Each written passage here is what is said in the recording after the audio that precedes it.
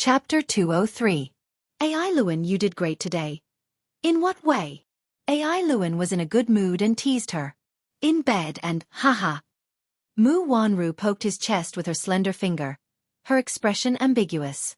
AI Lewin was attracted by her seductive look and couldn't help but lean on her again. Wanru, can I have more? No. You're too greedy. You're too greedy. You've already taken me twice. Stop messing around. Haha. Okay, I'll stop. AI Lewin let go of her obediently. Mu Wanru stood up. Under her meticulous makeup, she still looked elegant and noble. Yun Shirshir, let's see where you can escape tonight. On the way, the Santana sped all the way to the West Taihu Lake Villa. However, at some point in time, the car's headlights kept flashing, piercing their eyes. The loud roar of the sports car lingered in their ears like an angry lion, roaring and glaring at them. What's wrong with this car? It's been chasing us since just now. The driver adjusted the angle of the rearview mirror, and the long shots behind him kept flashing, almost blinding him. It was a limited edition Bugatti Veyron worth tens of millions. Its price was self-evident. Don't worry about him. Just drive your car. The concierge didn't care about anything else and ordered the driver to drive. Behind them, the sports car's horn was blaring. Seeing that the Santana didn't show any signs of stopping, the Bugatti Veyron stepped on the accelerator, changed lanes, and overtook the Santana easily. It drifted in front and stopped in the middle of the road, blocking the driver's way. The driver was shocked and quickly stepped on the brakes, stopping a few feet away from the sports car. He was so shocked that he froze in his seat, his forehead covered in cold sweat. The concierge was also shocked. However, before they could react, the car door in front of them opened. A tall man was closing in against the moonlight. The driver was full of questions. Who's this? Who knows? I don't know him either. Mu Yaja walked to the side of the Santana and looked down at the back seat. Yun Shirshir was leaning against the seat in a daze. Her eyes were closed, and her brows were furrowed. She seemed to be enduring the discomfort. He raised his brows elegantly and his thin lips curled into a cold smile. The car window rolled down. The driver stuck his head out and scolded him. Idiot, why are you blocking the road? Don't drag others into your death wish. The man ordered. Unlock it. Ha! Door unlock. A stumbling figure came out of the sports car. Tang Yu got out of the car immediately after she got out of the car. She had drunk a lot of alcohol, and the car was speeding along the way. She even ran a few red lights. In order to maintain her image, she did not vomit in the car. What are you doing? It can't be a robbery, right? The driver was terrified. But it's impossible. I've never seen anyone driving a car worth tens of millions to rob a Santana. What are you trying to do? My woman is in the car. The driver's lips twitched. Are you kidding? Your woman? Who are you? I don't have much patience. 1, 2. In the silent night, the sound of a gun being loaded could be heard. The next second, the cold muzzle of a gun was pressed against the driver's forehead. The dark muzzle of the gun was emitting cold air. Chapter 204. The chauffeur's face was pale, and his lips were trembling in fear. Click. The car door was unlocked. Mu Yaja carried Yun Shirshir, who was in a daze, out of the car. She was so thin that he could easily carry her in his arms with one hand. With the other hand, he carried Tang Yu over and pushed her into the car. With a bang, the car door was closed. The chauffeur was even more confused. What's going on? Mu Yaja said, You got the wrong person. This woman is the one. The chauffeur was speechless. Tang Yu was thrown into the back seat by Mu Yaja. Then, the car door was locked. She couldn't open the car door, and she was as anxious as an ant on a hot pan. She was scared out of her wits. She didn't understand why Mu Yaja threw her into an unfamiliar car.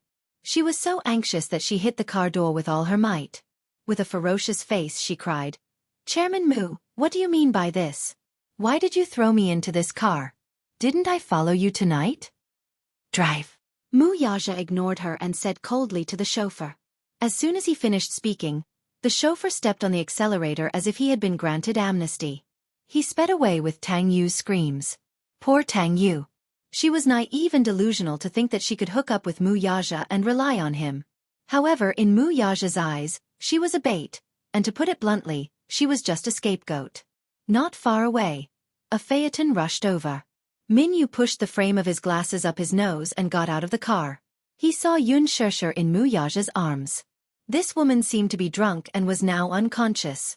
She was leaning on the man's chest in a daze, and her body was moving around uneasily. He said softly, "Boss, this is Yun Shusher." Mu Yaja's eyes softened when he said her name. "So it's her." Minyu exclaimed and praised from the bottom of his heart. "This woman is beautiful. She looks like she walked out of a painting." As soon as he finished speaking, Mu Yaja's expression changed, and he looked at him coldly. "Do I need you to judge me?" There was a dangerous look in his eyes, and Minyu immediately broke out in cold sweat.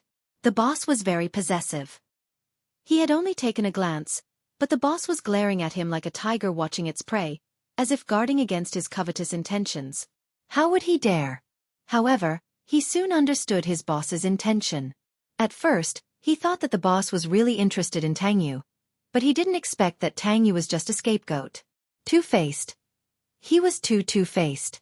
You can't offend the boss, or you won't even know how you died. Mu Yaja carried Yun Shusher to the back seat and closed the door. "Boss, where are you going?" Minyu asked. "Go home," Mu Yaja said calmly. Minyu knew very well that the home he was referring to was not the Mu residence. "You're in charge of following up." "Boss, don't worry." Mu Yaja replied calmly, then lowered his head to look at the drunken woman in his arms. At this moment, she was lying on his chest, her eyebrows slightly furrowed. Her eyelids drooped, and she narrowed them into slits. Her eyes were glittering, but her little mouth was pouting. She muttered softly, but her words were vague and intermittent, so he couldn't hear her clearly. Chapter 205. Her alcohol tolerance was really good. When she was drunk, she would curl up in a corner like a cat and curl up into a ball. One of the investors seemed to be interested in her. He sat beside her and stared at her like a cheetah eyeing its prey. He wanted to take action, but considering that Lin Fengtian was present, he didn't have the guts and could only watch. How could he not understand the man's thoughts? Such a tempting and delicious food was in front of him, but he couldn't touch it, or eat it. Naturally, his heart was itching. However, Lin Fengtian seemed to be very protective of her, so it wasn't easy to take action. However, this woman was really too precious. She was drunk to this extent with just a glass of wine? She dared to barge into such a luxurious cocktail party with this little bit of skill. To her, this place was no different from a dangerous wolf's den. Didn't she know that she was like a tender lamb? With displeasure, Mu Yaja ruffled her hair until it was a mess. Only then did he stop. Yun Shusher looked up unhappily and glared at him with her watery almond-shaped eyes. She raised her fists and punched his chest a few times. It looked like she had used some strength, but he felt that it wasn't even enough to tickle him. Oh, bad guy. Bad guy. Heh. This woman had become bolder. However, he was indeed a bad guy and had committed a heinous crime. That was because she hadn't seen him before. How could he be bad? The car stopped under the shade of the trees. Under the cover of the night, Mu Yaja suddenly smiled evilly and lifted her up to sit on his lap. His figure was so tall, and such a delicate girl was sitting on his lap in a daze. She was swaying from side to side, and the corners of her lips curled up in an intoxicated manner. From time to time, she would let out an innocent laugh. Her voice was so soft that it seeped into his bones. He enjoyed her enchanting drunkenness without restraint. Her original naivety faded away and added a bit of charm. She had a charming charm of a little woman. Mu Yaja reached out his hand and gently lifted her chin with one finger. His fingertip rubbed against her lips. Yun Shusher blinked her eyes and bit his fingertip. Her red lips gently sucked on it as her teeth rubbed against his knuckles with alternating heavy and light forces. His pupils dilated and he raised his eyebrows in shock. This kitten not only knew how to scratch people, but she also knew how to bite people. However, she was drunk after all, and her bite didn't hurt or itch. On the contrary, it stirred up his suppressed undercurrent. He wrapped his arms around her neck and lowered his head to kiss her little mouth. He casually swept his lips across hers, and the tip of his tongue slid into the gap between her lips. Yun Shusher pushed his shoulders repeatedly as if she had been startled. She clenched her fists and pounded on his shoulders. Her brows furrowed even deeper as she shook her head and murmured dreamily, Don't. No. Let go of me. Mu Yaja raised his eyebrows in dissatisfaction.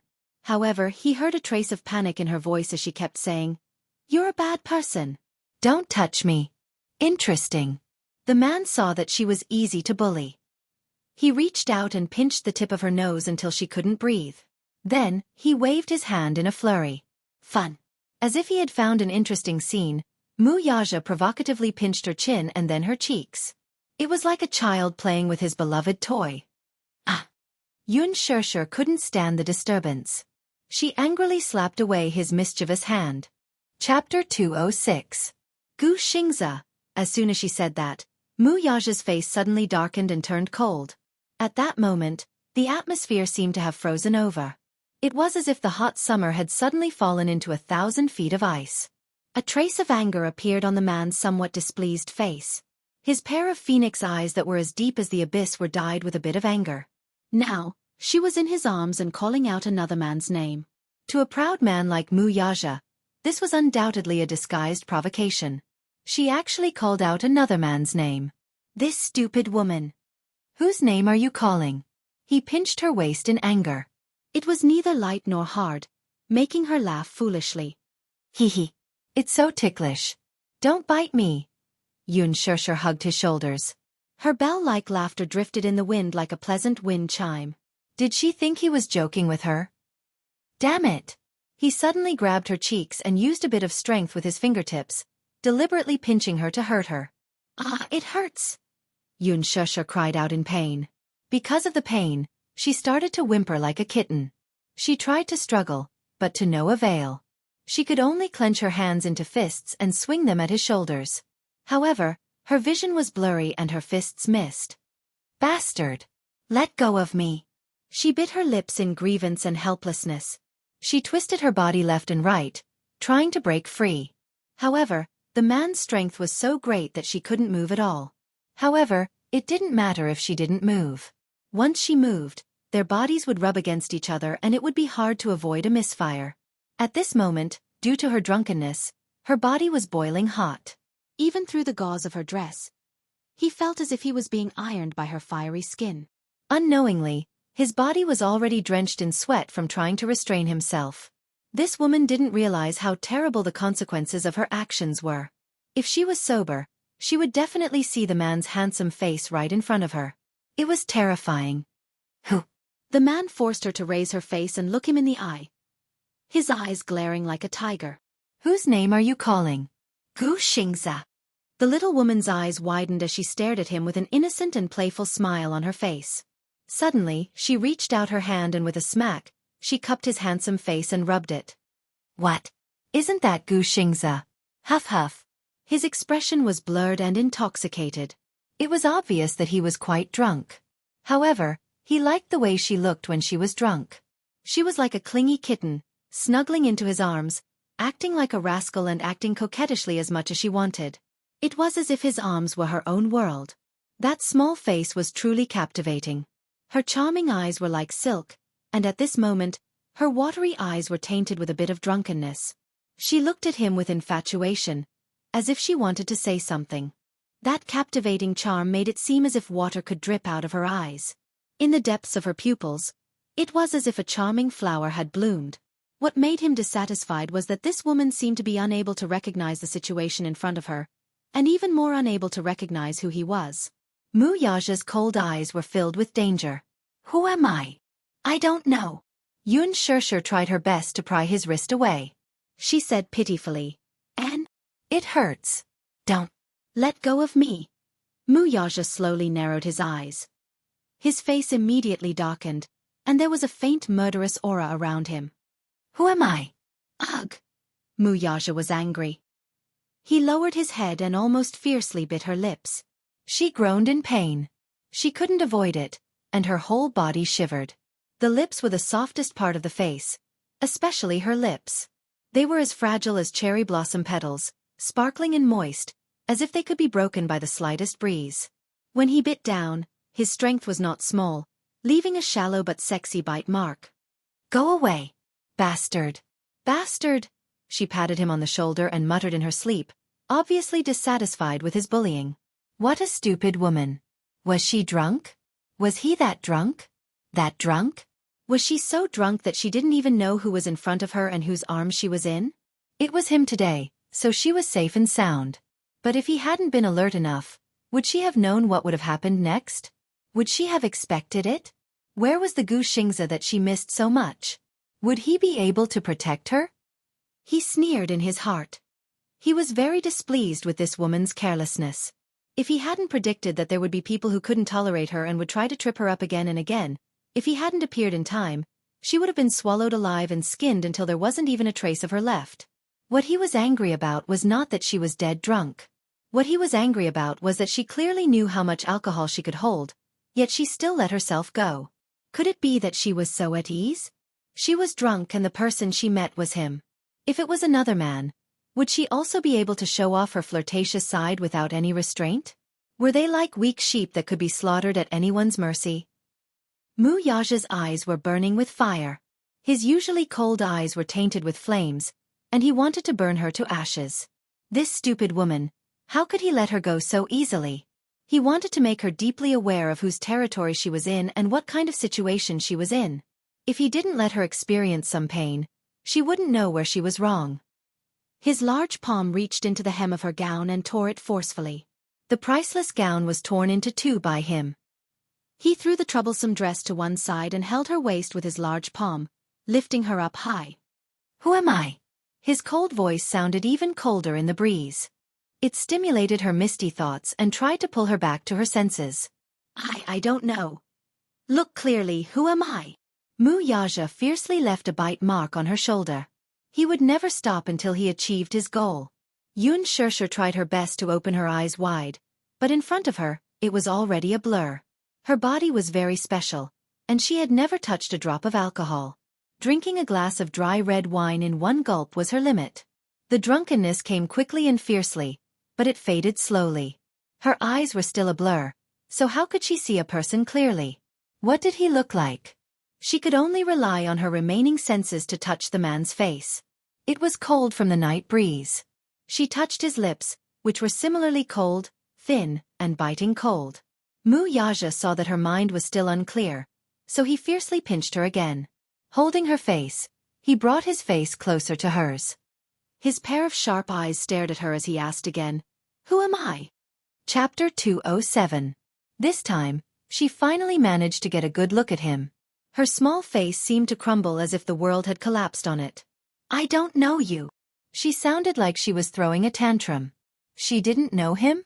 Or was she trying to fool around under the influence of alcohol and pretending not to know him? Could it be that she was going against him on purpose? "You don't know me?"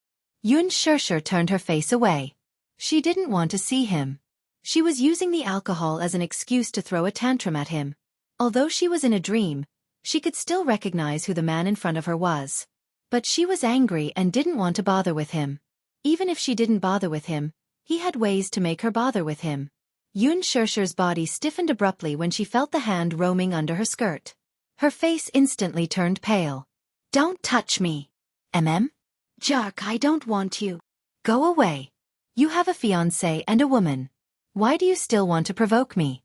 Why do I have to be bullied by you and suffer your anger?" Why? He had a fiancé, didn't he? She even saw him hugging Tang Yu and rubbing their heads together after they got off the dance floor. He was no different from other men. He was an animal who thought with his lower body. Mu Yaja continued to turn his face around. His eyes were half-lidded and his lips were cold. Thinking about it made her even angrier. She said angrily, "I want to get off the car." The moment she said that, the man pulled her arm forcefully. Mu Yaja scooped her up and pulled her into his embrace. Yun Shirshir was shocked. She couldn't help but gasp. In the blink of an eye, he had already carried her up and straddled her.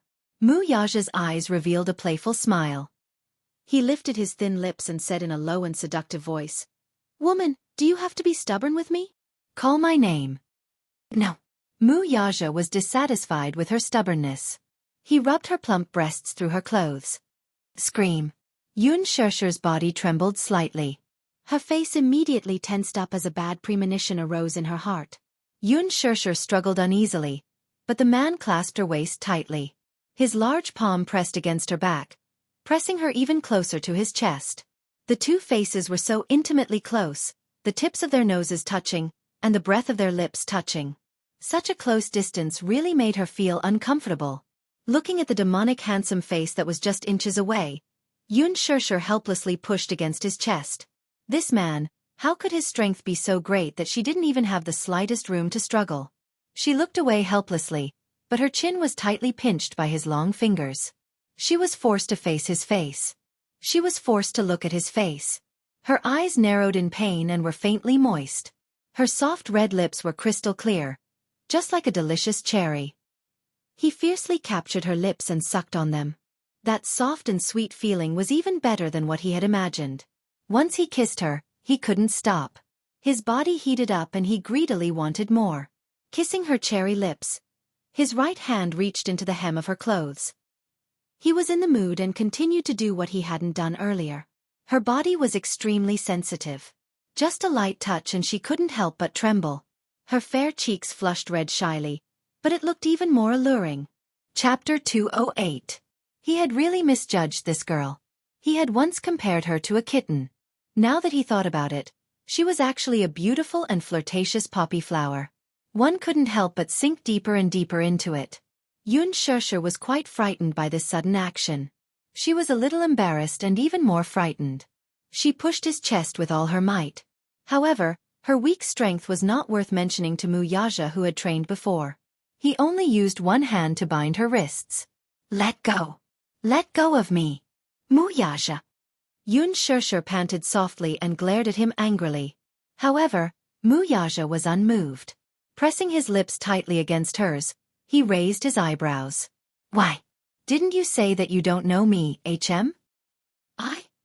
The man's sexy chuckle lingered around her ears. He leaned closer and opened his thin lips. His snow-white teeth gently bit her shoulder strap. With a bite, a tug, and a toss of his head, his neat fringe brushed past her cheek. The buttons were loosened by his bite and her shirt was pulled down to her shoulders, revealing her fair and round shoulders. Mu Yaja hugged the back of her neck and unscrupulously traced the outline of her neck with the tip of his tongue. He smelled it with infatuation. Her fair and jade-like skin had the scent of shower gel and her natural fragrance. Yoon Shurshur was completely frightened. Both her hands were tightly bound by him. Her voice was trembling and she sounded aggrieved. Don't do it here." "Want." That one word was enough to shut her up. She felt shy and embarrassed. This kind of thing was already embarrassing. Now that they were in the car, she was so sensitive that her whole body started to tremble. This man's physical strength was always so shocking. Now that the car was parked on the road, the thought of other cars passing by at any time, if anyone saw this scene, she couldn't wait to dig a hole and bury her blushing face in it. What she didn't know was that Mu Yaja had already ordered people to seal off this long mountain road, and there wouldn't be any cars passing by for the time being. Compared to her, he was more concerned about her being coveted by others. But she didn't know, and fell into a state of panic. Why was it that in front of this man, she was always unable to resist and was at his mercy? He felt a wave of despair in his heart. His eyes stung and tears fell from his eyes. Mu Yaja felt that her current appearance was even more lovable. That pair of sparkling eyes, the silent accusation in her eyes, actually made him want to bully her even more. Her fair and tender body made his heart beat faster. In the cool breeze with the fragrance of begonia flowers, the beautiful scenery under the moonlight made her even more beautiful. Mu Yaja narrowed his eyes. His deep eyes were stained with a few traces of gloominess. He draped a large suit jacket over her body, covering her entire body. Under the cover of the moonlight, he took advantage of her in the car. That suffocating strangulation, her delicate begging for mercy, was like an electric current running through his back, causing his body to immediately tense up. Lowering his head, he bit that enchanting neck to vent his desire and hugged her hands around his shoulders. Yoon Shurshur bit her lips tightly, swallowing all the uneasiness and humiliation. Mu Yaja seemed to be a little dissatisfied with her restraint. He breathed into her ear. "Call my name." Yoon Shurshur gasped for breath. Holding onto his shoulders, her face was already full of tears. She looked at the man who still looked calm from the corner of her eye. Suddenly, she couldn't help but feel ashamed and indignant. Mu Yaja's charming voice was still in her ears. Chapter 209. Mu Yaja's seductive voice was still ringing in her ears. Say my name. I like hearing your voice. No, she panted softly and cried, stubbornly not letting him have his way. However, in this situation, the man seemed to have the ability to make her speak. In the end, Yun Shusher couldn't help but cry out in grievance. Mu Yaja. Do you know me? Yes, I know you. What's my name? Mu Yaja. Mu Yaja. She moaned in pain and broke down. In the midst of their passion, the man lowered his head and kissed her lips. Sweet, so sweet. The fragrance of the dry red spread between his lips and teeth, and he couldn't help but deepen the kiss as he greedily sucked in her mouth. Perhaps it was because she was drunk and gradually forgot about her feelings, but she didn't reject him. Instead, under the guidance of his tongue, she responded timidly. The soft tip of her tongue traced his lips and sucked on his tongue. Her little mouth trembled as she sucked on his lips, licking and tracing. Mu Yaja couldn't help but have an illusion that he was hugging a cute cat. At this moment, the little fellow was licking his lips to express her affection for him. Compared to a wild kiss, this action was more seductive. His eyes couldn't help but darken a little. If it weren't for his scruples, perhaps he wouldn't have been able to resist devouring her completely in the car. She showed weakness, and his actions gradually became gentler. After the deed, she was like a quiet cat curled up in his arms, so tired that she fell asleep. He had taken her in the car, but he still felt more than satisfied. Just like a young man who had stolen the forbidden fruit, he was addicted to it after tasting it for the first time. The car drove all the way to a remote area, but the environment was exceptionally elegant. When the car stopped, the person in his arms still hadn't woken up. Perhaps she felt too embarrassed, so she simply closed her eyes and refused to move. The helper opened the car door and stood by the side, looking down. Mu Yaja carried her out of the car and walked through the luxurious arch of the villa. This was a villa that had just been completed not long ago. The preliminary plans for this villa had been made 15 years ago. At that time, Mu Yaja's mother was not in good health. In order to nourish her body, Mu Shang did not hesitate to spend a lot of money to buy a large piece of land in a beautiful suburb. He planned to build a landscape garden for her to recuperate. Mu Yaja's mother, Jiang Yishan, was doted on by Grandpa Mu. Although this scenic area was far from the city center, it was still worth a lot of money because of the beautiful scenery. At that time, the old man even invited a feng shui master to do an on-site survey. This place was a rare and precious feng shui treasure and a holy land for recuperation. Unfortunately, a beautiful woman had a short life. His mother passed away halfway through the villa's construction. Her death was a huge blow to Mu Shang, so the project was temporarily shelved. It was only when Mu Yaja came of age that construction resumed. A year ago the villa was completed, but it still had not been named. However, relying on its unique and beautiful scenery, it attracted the favor of many rich people. It even became the most expensive villa area in the capital. The sky-high price of a few $100 million per villa was daunting to many people. Chapter 210. This villa was designed in accordance with the Chinese retro garden style, with rockery, flowing water, pavilions, terraces, and pavilions. It was elegant yet luxurious. Grandpa Mu just had to casually say that it was under Mu Yaja's name, which made many people in the Mu family jealous. Naturally, Grandpa Mu's love for him was self-evident. However, there was nothing wrong with that. The original intention of this villa was to let Jiang Yishan recuperate. Now that she was no longer around, Grandpa Mu had poured all his love on him. Once they were in the bedroom, Mu Yaja carried her to the bathroom and cleaned her body. Ever since he was born with a silver spoon in his mouth, he had never served anyone. Inevitably, his actions were clumsy and hurt her from time to time. It was just that Yun Shusher was so exhausted that she could not even lift her eyelids. When he hurt her, she would open her eyes slightly, but she did not have the energy to complain. When he wiped her body, the man realized that this woman was thinner than he had imagined. Perhaps it was because she had just been breastfeeding, but the areas that were supposed to be plump were rather round. However, he could only hold her wrists with one hand. Her well-defined collarbones were like two pieces of jade, and her pair of arms were so thin that it was as if he could break them with just a little force. Not to mention her slim waist, she was too thin. It was better for women to be a little plump. It seemed that she needed to be nourished well. Could it be that this woman did not gain weight no matter what she ate? How did she survive for the past 6 years? When they first met, she was not this skinny. She still had some meat on her body. Mu Yaja did not know how difficult it was for Yun Shirshir in the past 6 years.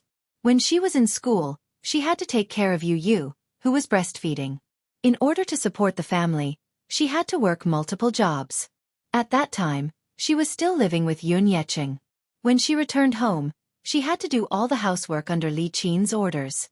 For as long as Yu Yu could remember, she graduated successfully, but because she had to take care of a child alone, she was treated coldly. There was no indomitable man in the family. As a widow and an orphan, she was discriminated against. He turned on the shower and washed the foam off her body. Then, he wrapped her in a bathrobe and carried her to the bed. Suddenly, a bell rang from the sofa. Mu Yaja was stunned and walked over. It was her phone that was ringing. She picked it up and saw little Munchkin's cheeky profile picture on the screen. The call was connected, and the childish voice of a child could be heard through the phone. "Mommy, my dearest mommy, when are you coming home? It's so dark and cold at home. Yu Yu is scared. Mommy, come back quickly. Yu Yu made your favorite thumb cake." His voice was so sweet that it was almost coquettish. The arrogance that he had displayed in front of him had faded away. In front of his mommy, he was just like a little boy who had never grown up and loved to act spoiled. Mu Yaja raised his eyebrows and suddenly recalled how he had poured a bucket of cold water on him that day. In his memory, this child didn't seem to be so soft and adorable. "Yun Shirshir is my mommy. She's the woman I'll protect for the rest of my life. I won't allow you to let her suffer in the slightest, let alone make her sad. Who do you think you are? What right do you have to bully my mommy and make her sad? If I see you let my mommy suffer in the slightest bit, I won't let you off." The smell of gunpowder was so strong, yet he pretended to be innocent in front of Yun Shirshir. He was no different from an ordinary 6-year-old child. Chapter 2:11. This little lad was so mischievous. How could his acting skills be so good at 6 years old? It was not that Mu Yaja was not surprised. In fact, he found it incredulous. To him, this child was like a puzzle. How capable could a 6-year-old child be? An ordinary child of Yun Tianyou's age would only be able to understand a little. The more normal ones might not even be able to speak clearly, and would have to count with their fingers clumsily. He had seen children of his age who were timid when they met strangers. The more timid ones would hide behind their parents.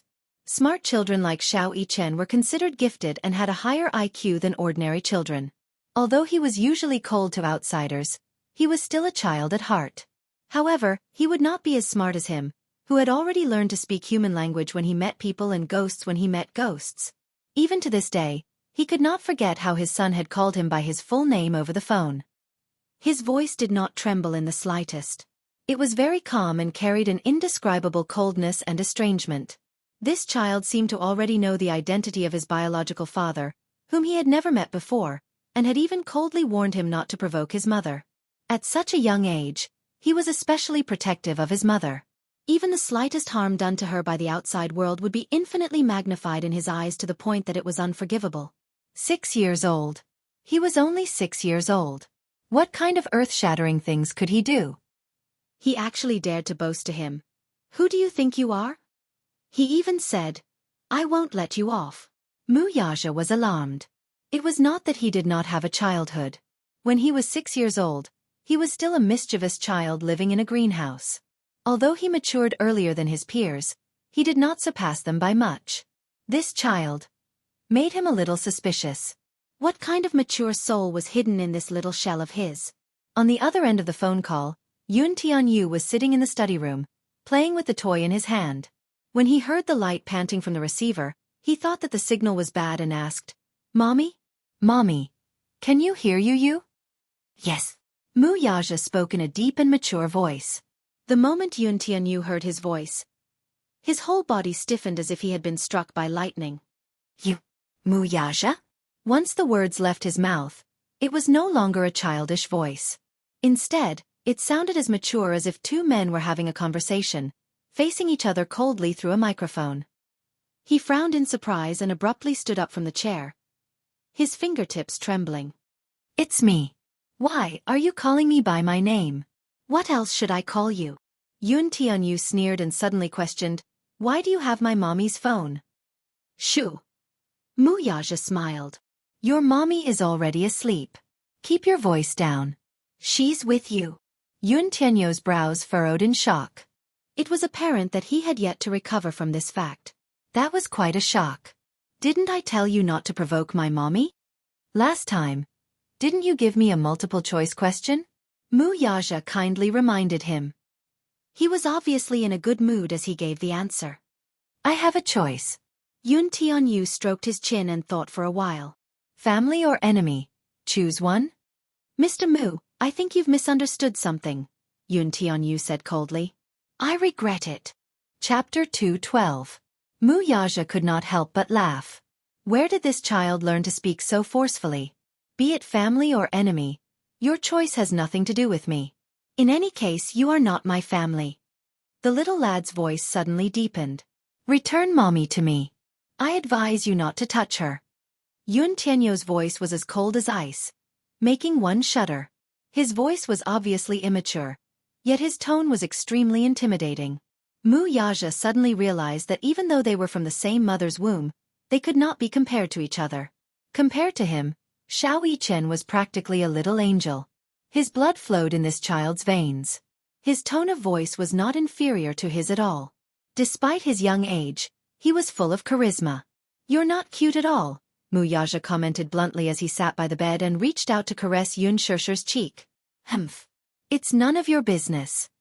Yun Tianyu calmed down quickly and paced back and forth slowly. Finally, he sat back on the chair steadily and took out a checkbook from the drawer. His good-looking eyebrows raised slightly. Name your price. ? Muyaja was stunned. How much? How much do you want? Can you stay away from my mommy? How much? Muyaja's lips twitched. Was this child holding a piggy bank and discussing the price with him? You want to negotiate with me? Can't I? Capitalists talk about capital and don't talk nonsense. Yun Tianyu opened the cap of the pen with his mouth. Then, what's the bargaining chip? Is 100 million enough? Muyaja could not help but laugh. 100 million? Where did this child get 100 million? When he was 6 years old, he did not even have a net worth of 10 million, let alone 100 million. He was still considered the crown prince of a financial group. Where did this child get 100 million? It was not that he was belittling this child. It was just unrealistic. Besides, did he even lack 100 million? 100 million US dollars. Is that not enough? Through the microphone, the confrontation between the two men was in a stalemate. It was as if time had frozen. Not enough. Is 1 billion enough? Yun Tianyu smiled nonchalantly as he twirled the fountain pen in his hand like a capitalist who was determined to win. His nonchalant tone and the sky-high price of 9 digits. It was an eye-opener for Muyaja. Why don't we compete fairly? Muyaja suddenly stood up and walked to the floor-to-ceiling window. His tall figure was reflected in the clear glass. The smile on Yun Tianyo's lips froze. Fair competition? If you ask me, no matter how much you pay, it's hard to measure a woman's worth. In your heart, she is priceless. In my heart, she is also priceless. Hee. You're overestimating yourself. Yun Tianyu mocked him. Mr. Mu, between you and me, who do you think my mommy will choose? You lost. Oh. Why don't we wait and see then? Hearing this, Yun Tianyo's expression slowly became uncontrollable. He clenched his fist and gripped the fountain pen tightly. Where did this man get his confidence from? How dare he provoke him? His position in his mommy's heart was unshakable. Was this man challenging him? Chapter 213. This man seemed to be determined to win. Did he want to take mommy away from him? If he lost his mommy, he would be left with nothing. No. He would not allow such a thing to happen. D***. Yun Tianyu clenched his fists and furrowed his brows. From afar, his silhouette was shrouded in an indescribable loneliness. He could not lose his mommy. The call was hung up. Muyaja raised a brow. He erased the call history and threw the phone on the sofa. Regarding the tension between the father and son, they kept it a secret from each other. He would not let Yun Shusher know about the conversation between him and the child. Similarly, that clever child would also hide this from her. Moreover, in front of her, she would still pretend to be innocent and well-behaved. When he returned to the bedside, the woman on the bed was still sleeping soundly. She was so deep in her sleep that she did not hear the tense confrontation between the father and son earlier. She hugged the blanket and snorted a few times like a kitten. Her voice was so soft that it was almost inaudible. He reached out to adjust the blanket for her. In her sleep, she seemed to be dissatisfied with the disturbance. She grumbled a few times, adjusted her sleeping position, and fell back into a deep sleep. He was already tipsy from the alcohol, so he did it again in the car. He wanted to go back here and continue, but she was exhausted. Her delicate face could not hide her tiredness, so he decided to let her go tonight. Yun Tianyo's question seemed to still ring in her ears. "Don't provoke my mommy." The young child was like a small beast that had been threatened. His entire body was covered in thorns. Whether it was his words or his tone, it was as if he would not stop until he was in pain. However, it was understandable. Although Yun Tianyu was cold, he was very pure and innocent in nature. All these years, in his pure and innocent world, she was the only one who seriously played the role of a family member. Yun Shishir was the only one who took care of him meticulously and truly loved him to the core. No matter how successful a 6-year-old child was, he was still very dependent on his mother. Now that he and another child wanted to barge in, how could Yun Tianyu not be on guard? How could he not take a defensive stance? On the phone, his tone was stiff and distant, but she could vaguely hear the helplessness and nervousness in his words, and even fear. But did he really provoke her? Mu Yaja frowned slightly. There was a helpless look on his face. If he wanted to provoke her, he wouldn't have let her go 6 years ago. He knew his personality better than anyone else. He was never passionate about something. However, once he wanted something, he would never give it up. Deep down, he was a nostalgic person. The phrase, liking the new and hating the old, did not apply to him. He also knew that he was born into a wealthy family, so he had no choice. The rich and powerful families were deeply intertwined and had too many interests involved. Especially for a rich and powerful family like the Mu family, there were too many schemes and schemes. Every step they took was as if they were treading on thin ice. Every step they took was as if they were treading on thin ice. With his status, the women around him definitely wouldn't last long. Chapter 214. More than a decade ago, his mother passed away. That parting of life and death was like a rib being cut off from his body. He did not want to experience that feeling again. Hence, he had always spared no effort to build a high wall around Xiao Yichen to protect him. She was like a small fish to him. He had once let her go out of kindness, wanting to give her a free future. However, when they met again 6 years later, he could not let go of her no matter what. He was dissatisfied with her family. He originally thought that she would take that sum of money and run far away. Perhaps she would study abroad, or perhaps she would meet the right man while studying abroad and spend the rest of her life with him. However, it seemed that she did not have a good life in the past 6 years. Her life was bumpy, and there were 2 burdens at home. One was her adoptive mother, and the other was her sister, who was not related by blood. They were like 2 cruel leeches nailed to her, wanting nothing more than to suck her dry. 6 years ago, his assistant had revealed such a detail to him. Yun Shishir was initially unwilling to be a surrogate mother. During her first physical examination, a middle-aged woman was by her side. After some investigation, she found out that this woman was actually her adoptive mother. She was a filial girl. She had always been grateful to Yun Yeqing, who had adopted her.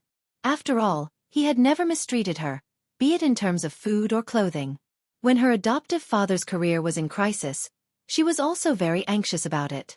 However, it was her adoptive mother who first suggested that if she signed this surrogacy contract, she would be able to receive a sky-high reward. This could, to a certain extent, alleviate the financial crisis of Yun Yeqing's company. At first, she did not agree to it, thinking that it was too irresponsible. At that time, Li Qin was greedy for money and pressured her step by step. She even threatened her with death, saying that if she did not agree to it, she would not be able to continue living. Li Qin even threatened that if she did not agree to it, she would not be able to lead a good life in the future. Her entire family would be implicated by her. Yun Shishir felt guilty and humiliated.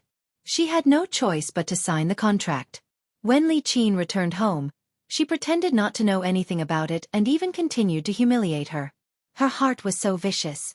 When Mu Yaja first heard about this, he didn't take it to heart until the test report was sent to him. He took a look at her blood type and, for some reason, took a sample of her blood for comparison. There was news from the genetics department that the paternity test results showed that the possibility of her being the missing daughter of the Mu group was higher than that of her being the real daughter of the Mu group. Hence, Mu Wanru's identity was very suspicious. Mu Yaja had long suspected Mu Wanru's identity. However, this suspicion, in the beginning, had no basis at all. When Mu Wanru had just returned to the Mu family, Grandpa Mu had collected a sample of her blood and sent it for a paternity test. However, the results were not wrong. Therefore, even though the child did not look much like the mother, the Mu family did not doubt her identity at all. However, until the results of Yun Shirshir's paternity test came out, the so-called no problem in Mu Wanru's paternity test became the biggest problem.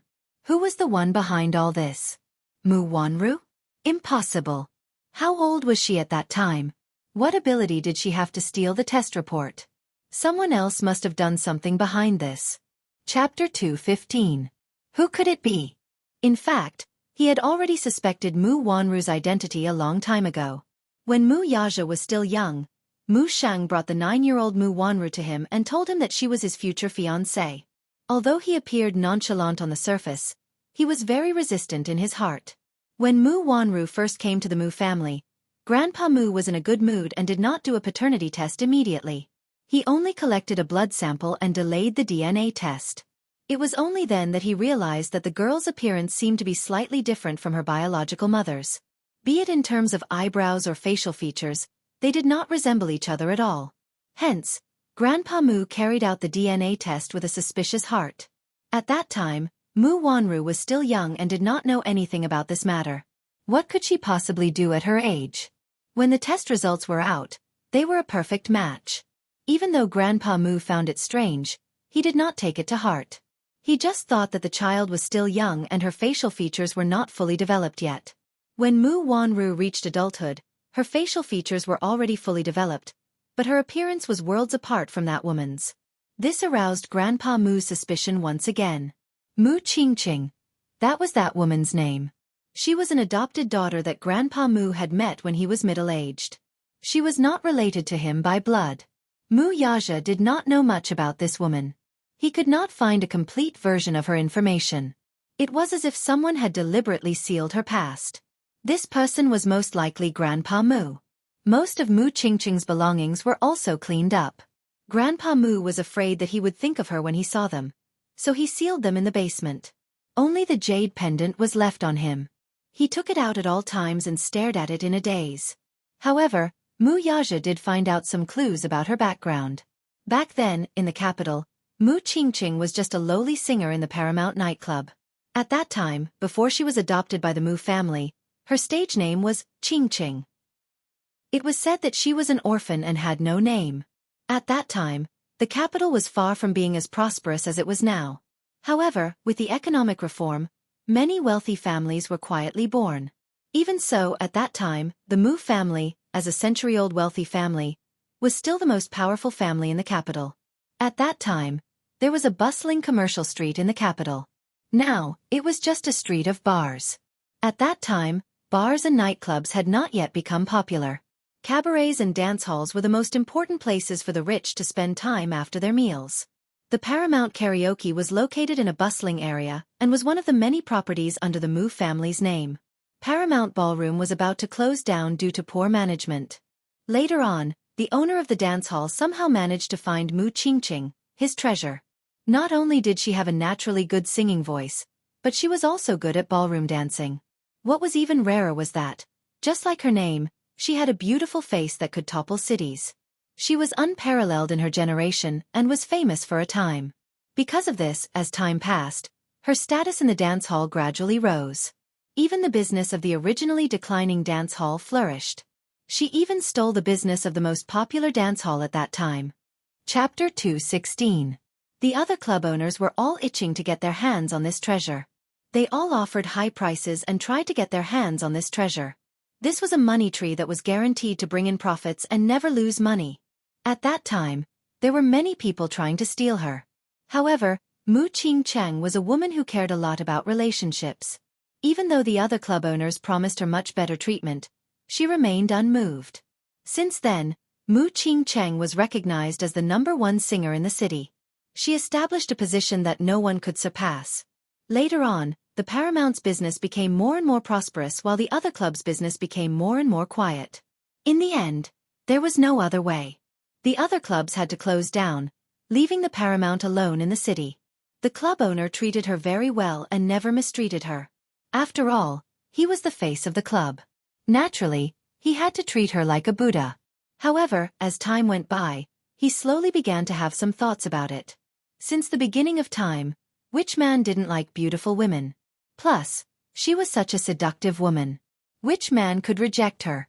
At that time, Mu Qingcheng was a flower. She wasn't even 18 yet and was still very young. Without the makeup she wore on stage, she was like a lotus flower in clear water. Her entire body was filled with a fatal temptation. Once, when he was sending her home, he suddenly pounced on her at her door. Mu Qingcheng didn't think he would have such thoughts and was shocked. Though she was a singer, she had a proud personality. In a moment of desperation, she was so embarrassed that she forced him to leave. He didn't get what he wanted and left angrily. However, she didn't know that this scene was secretly filmed by a tabloid reporter and published in the newspaper. Therefore, the rumor about the dancer's impurity became a hot topic in the city. In just one night, her life had undergone an earth-shattering change. Originally, in the eyes of the customers, she was sacred and inviolable. However, as her scandal spread throughout the city, her image fell. The customers began to touch her.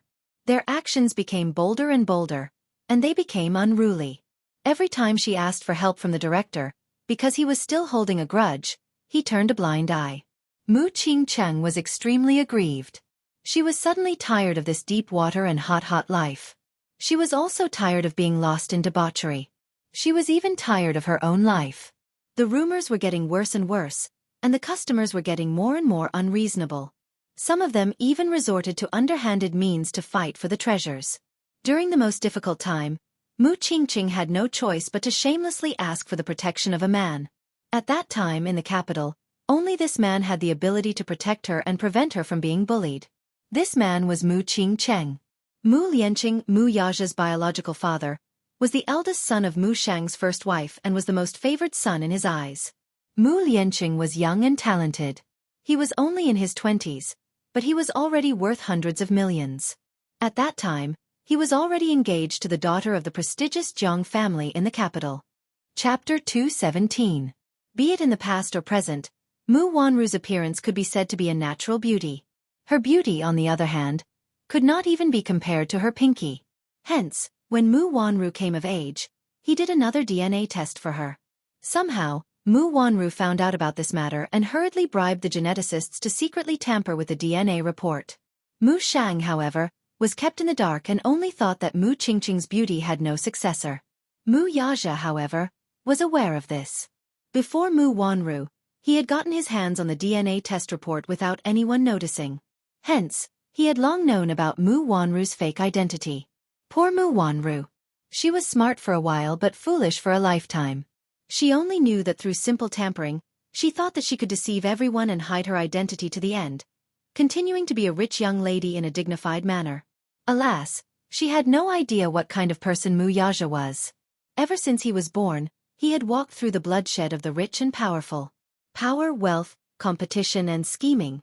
Mu Wanru probably did not have the slightest knowledge of all the schemes he had seen. Mu Shang was old. Although he was a scheming old ginger was spicier with age. No matter how old a ginger was, it was no longer shrewd at his age. It was inevitable for a withered tree to become muddle-headed. Still, he was not old. Mu Wanru could scheme against him, but she could not scheme against Mu Yaja.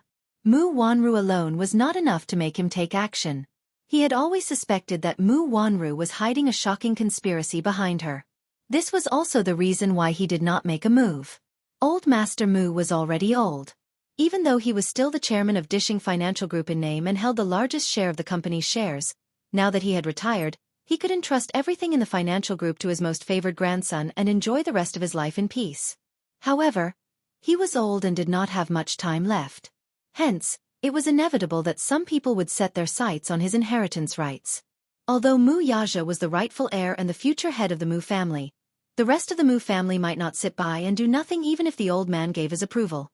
Grandpa Mu had 3 wives, and the first wife only had 1 son, Mu Yaja. Mu Yaja was the only son of Mu Lianqing and Jiang Yishan, but it was not as if there was no one else in the Mu family other than him. With Grandpa Mu's health deteriorating in recent years, those who coveted the position of the Mu family's heir could no longer sit still. Women had always been the victims of power struggles in the rich and powerful families. When Mu Yaja held Yun Shishir's DNA report, he did have some thoughts about it. Since she was the real daughter of the Mu family, and Mu Wanru's identity was fake while hers was real, then everything should be returned to its rightful owner. In that case, Yun Shishir was his real fiancée.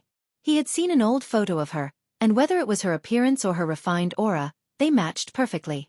There was no need for further verification. As long as he brought her to Grandpa Mu for a look, he would know who was real and who was fake. There was no need for any additional explanation or explanation. Yun Shishir had perfectly inherited Mu Qingqing's beauty and extraordinary aura. This was the best evidence. However, he did not do so. Chapter 218. A pure and kind girl like her should have a better place to belong to.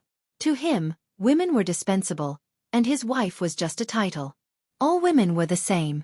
He told himself that he would never understand true feelings. To him, falling in love would only add another weakness to his body, and that would be fatal. Being in a rich and powerful family was not suitable for a woman as pure as a piece of paper. Now, however, he learned that he had a son, and under the meticulous care of this stupid woman, he was so outstanding. He had no choice but to rack his brains for a solution. Sitting on the edge of the bed, Mu Yaja stared at Yun Shishir's quiet profile and fell into deep thought. It was late at night, but Yun Tianyu did not feel sleepy. He climbed out of bed in his pajamas. Since he had nothing to do and was thinking about Yun Shishir, he tossed and turned restlessly in bed. Thus, he sat at his desk and did an advanced mathematics exercise book with all his might. He switched on his computer, and his inbox beeped. He clicked to open it. It was the information he had previously instructed Li Hanlin to investigate. Lu Jingtian. Her name was pleasant to the ears, but why was she so vicious? Yu Yu quietly looked at it. His fair fingertips tapped rhythmically on the table as if he were seriously calculating something. Previously, he was full of grievances at Mu Yaja's place. Now that there was no news from his mother, he was even more vexed. Therefore, he was not in the mood to ask about this woman for the time being. However, just as he was about to close his inbox, Li Hanlin sent him a few more emails. This time, it was a few videos he had obtained from the hotel's barbecue. In a hotel like this, the surveillance footage was kept secret.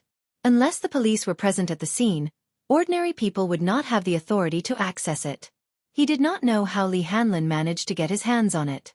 When he opened the video, he saw the scene of Lu Jingtian beating up a woman in the hotel's long corridor. The reason he could recognize Lu Jingtian at a glance was that he had memorized her outfit at the gala. Her gown was highly recognizable, so it was not difficult to identify her. The cameras in the Imperial Palace Hotel were set up very discreetly, but the camera angle was broadened to the maximum, directly facing the corridor and the elevator door. Those who were familiar with the hotel knew that these two places had always been the focus of the surveillance cameras. Therefore, there were actually 2 videos taken from different angles. Lu Jingtian could be considered to have committed a crime. In a moment of anger, she forgot to choose a secluded spot and directly went up to Yun Na to punch and kick her. Relying on her powerful and influential father, she did not have much scruples. The first video he clicked on was still a little blurry. From this angle, he could only vaguely make out Lu Jingtian's back. As for the facial features of the person who was beaten up by her, it was so blurry that she could not recognize him at all. When she clicked on the second video, she saw that it was a head-on shot of the 2 people. The angle was precise, and her facial features were clear. She recognized Lu Jingtian at a glance, as well as the face of the woman she had been beating up. Yuna. He furrowed his brows. Did she go to the cocktail party tonight? Why didn't he see it? Could it be that it had something to do with him arriving too late? Chapter 219. After a long time, until 10 minutes later, she finally walked out with a flustered expression. After another 10 minutes, a few security guards rushed to the scene and took the unconscious Yun Na away from the scene. Yu Yu's handsome and youthful face was in deep thought. His watery eyes were full of calculation. Lu Jingtian. Tonight's gala was really exciting. How could there be such an exciting show? Although he did not pity Yun Na for ending up in such a state, he only felt that she had suffered the consequences of her own actions. Although he was young, he understood the concept of karma. When a person sowed a seed, he would bear a fruit. Sowing good karma, reap good results. Sowing evil karma, reap evil results. Although he thought so, he was still shocked by Lu Jingtian's ruthlessness. Alas, this woman was too vicious. From the video, he did not know what she had done to Yun Na. Her face was covered in blood, and it was too horrible to look at. He did not care what kind of person she was and could not be bothered to pursue it. However, when he thought of how she had targeted his mommy at the gala earlier and how she had spoken ill of her, his face turned frosty at the thought. He was not afraid of anything. He was only afraid that this woman would use the same method to deal with his mommy. Thinking of this, he felt an uncontrollable chill in his heart. He double-clicked on the video to save it and replied to Li Hanlin with 3 words. Wait for the right time. Li Hanlin could not help but click his tongue in wonder. Wait for the right time? Wait for what time? Was it not the best time now? He had racked his brains to get his hands on this video. He thought that Yun Tianyu would eagerly sell it to the media at a high price to tarnish Lu Jingtian's reputation. However, Yun Tianyu did not do that. Instead, he calmly asked him to wait for the right time. The right time? What time was it? He suddenly recalled a decision Yun Tianyu had made during the board meeting. At that time, Laji Holdings had developed a smart toy product, which was approved by all the shareholders. They believed that this product would be a trendsetter once it was introduced to the market. The first batch of orders had already been put into production. At that time, the market was hot, and the board of directors was anxious to introduce the product to the market. However, the contract for the product's introduction was passed to Yun Tianyu, and it was only waiting for his signature. However, he had been biding his time. The board of directors was anxious. They urged him again and again, but there was no response. They also sent an email with 3 words. Wait for the right time. Timing? What opportunity? Li Hanlin could not help feeling curious. No one knew what Yun Tianyu was up to. Just as the board of directors was at a loss, less than 2 months later, a scandal broke out in the Mattel toy company's production chain. After an investigation by the International Supervisory Committee, it was found that the heavy metal lead content in the wooden toys produced under the company's name was excessive. In the risk assessment, there were problems such as excessive amounts of toxic solvent residue, and even the surface coating was prone to discoloration. Mattel Toy Company was one of the leading toy manufacturers and was also Laji Holdings' biggest competitor. The building blocks they produced were very popular all over the world. Therefore, once this scandal was exposed, the whole world was shocked and his reputation hit rock bottom. At that time, parents were very concerned about the quality of toys. Chapter 220. Laji Holdings struck while the iron was hot. They released an announcement letter, an internationally authoritative product inspection report, and mercilessly criticized Mattel for its unscrupulous behavior. Because of this, Laji Holdings held a grand product launch using Mattel as a stepping stone and made a beautiful comeback. That quarter, Laji Holdings occupied a total of 60% of the global toy market. It was also after this incident that the board of directors was in awe of this mysterious shareholder. Yun Tianyu once said that he would not make a move easily, but once he did, he would not give his opponent any chance to make a comeback. When he said this, he was nonchalant, but thinking about it now, it was chilling. For a 6-year-old child to have such business acumen and shrewdness, what was even more commendable was that he also had such charisma. No matter who it was, they would be shocked by him. Naturally, Yun Tianyu would not tell him what he was waiting for. He had his own plans. Asterisk warmth filled the room. It was rare for Yun Shirshir to have such a good sleep. In the past, she had not been sleeping well. Most of the time, she would have nightmares, but this night, her sleep was exceptionally peaceful. At dawn, her biological clock, which had always been accurate, woke her up. The curtains were tightly drawn, so no light could pass through. The room was filled with darkness, but it was so oppressive that she almost couldn't breathe. Her head, which was hung over, started to hurt. The acid in her stomach kept churning, making her feel extremely uncomfortable. Sleepily, she reached out to touch her throbbing temples. However, a broad palm was one step ahead of her. It rested on her acupoint, and the slender fingers massaged it with just the right amount of strength. With a moderate amount of massage, the swelling pain in her head subsided a little. However, by the time she realized where this hand was coming from, with a buzz, a white light exploded in Yun Shusher's head. It was so dazzling that she lost her sight. She secretly peeked at the scene in front of her through a slit. She did not dare to open her eyes wide. She saw a man lying face to face beside her. His long arms held her against his chest domineeringly. Both of them were naked with only a blanket covering them. She looked down from the corner of her eyes and saw the hot scene. Her cheeks immediately became hot, and even her ears were red as if they were about to bleed. The man's body was well built. She had seen him in a suit before. He was tall and slender, but she did not know that his body under the suit was so fit and well proportioned. This scene undoubtedly caused her mind to be in a mess. Messed up. Even her breathing was messed up. Yun Shusher vaguely recalled last night's scene. That blushing and heart-pounding scene flashed before her eyes. She could not help but feel her throat tightened, and her breathing became difficult. Although she was not good at drinking, she could still remember. In her memories, the man's holding her in his embrace, sat her, and they were so gentle that they seemed to melt into each other's flesh and blood. The more she recalled, the more her eyes could not help but redden. God, what stupid things had she done? She secretly blamed herself. She was clearly not good at drinking, but she still forced herself to drink a glass. That glass had caused her to be in trouble. How could she have been eaten up so cleanly just like that? Chapter 221. Sensing her slight movement, the man woke up as well. He had always been a light sleeper. When he was young, under Mu Shang's arrangement, he had entered the special military camp for special training. Hence, he had an amazing sense of danger. Even the slightest movement in his sleep would wake him up in an instant. "You're awake." Mu Yaja lowered his head and inched closer to her. His warm breath brushed against her cheek, causing her face to flush red instantly. His voice was hoarse and languid, as if he had just woken up from a dream. His deep voice was actually so magnetic. The man's question startled her, though, and her heart thundered. She did not respond and immediately shut her eyes tightly. Her whole body stiffened as if petrified, and she did not dare to move recklessly. This was her first time sleeping with a man. She was so nervous that she could not even control her breathing. One moment, her breathing was rapid, and the next moment, she held her breath. Her nerves were extremely tense. One must know that she had never been in a proper relationship before. She had not even held a man's hand before. This was her first time sleeping with a man on the same bed. She was so nervous that she did not even know where to place her hands. Mu Yaja could not help but laugh.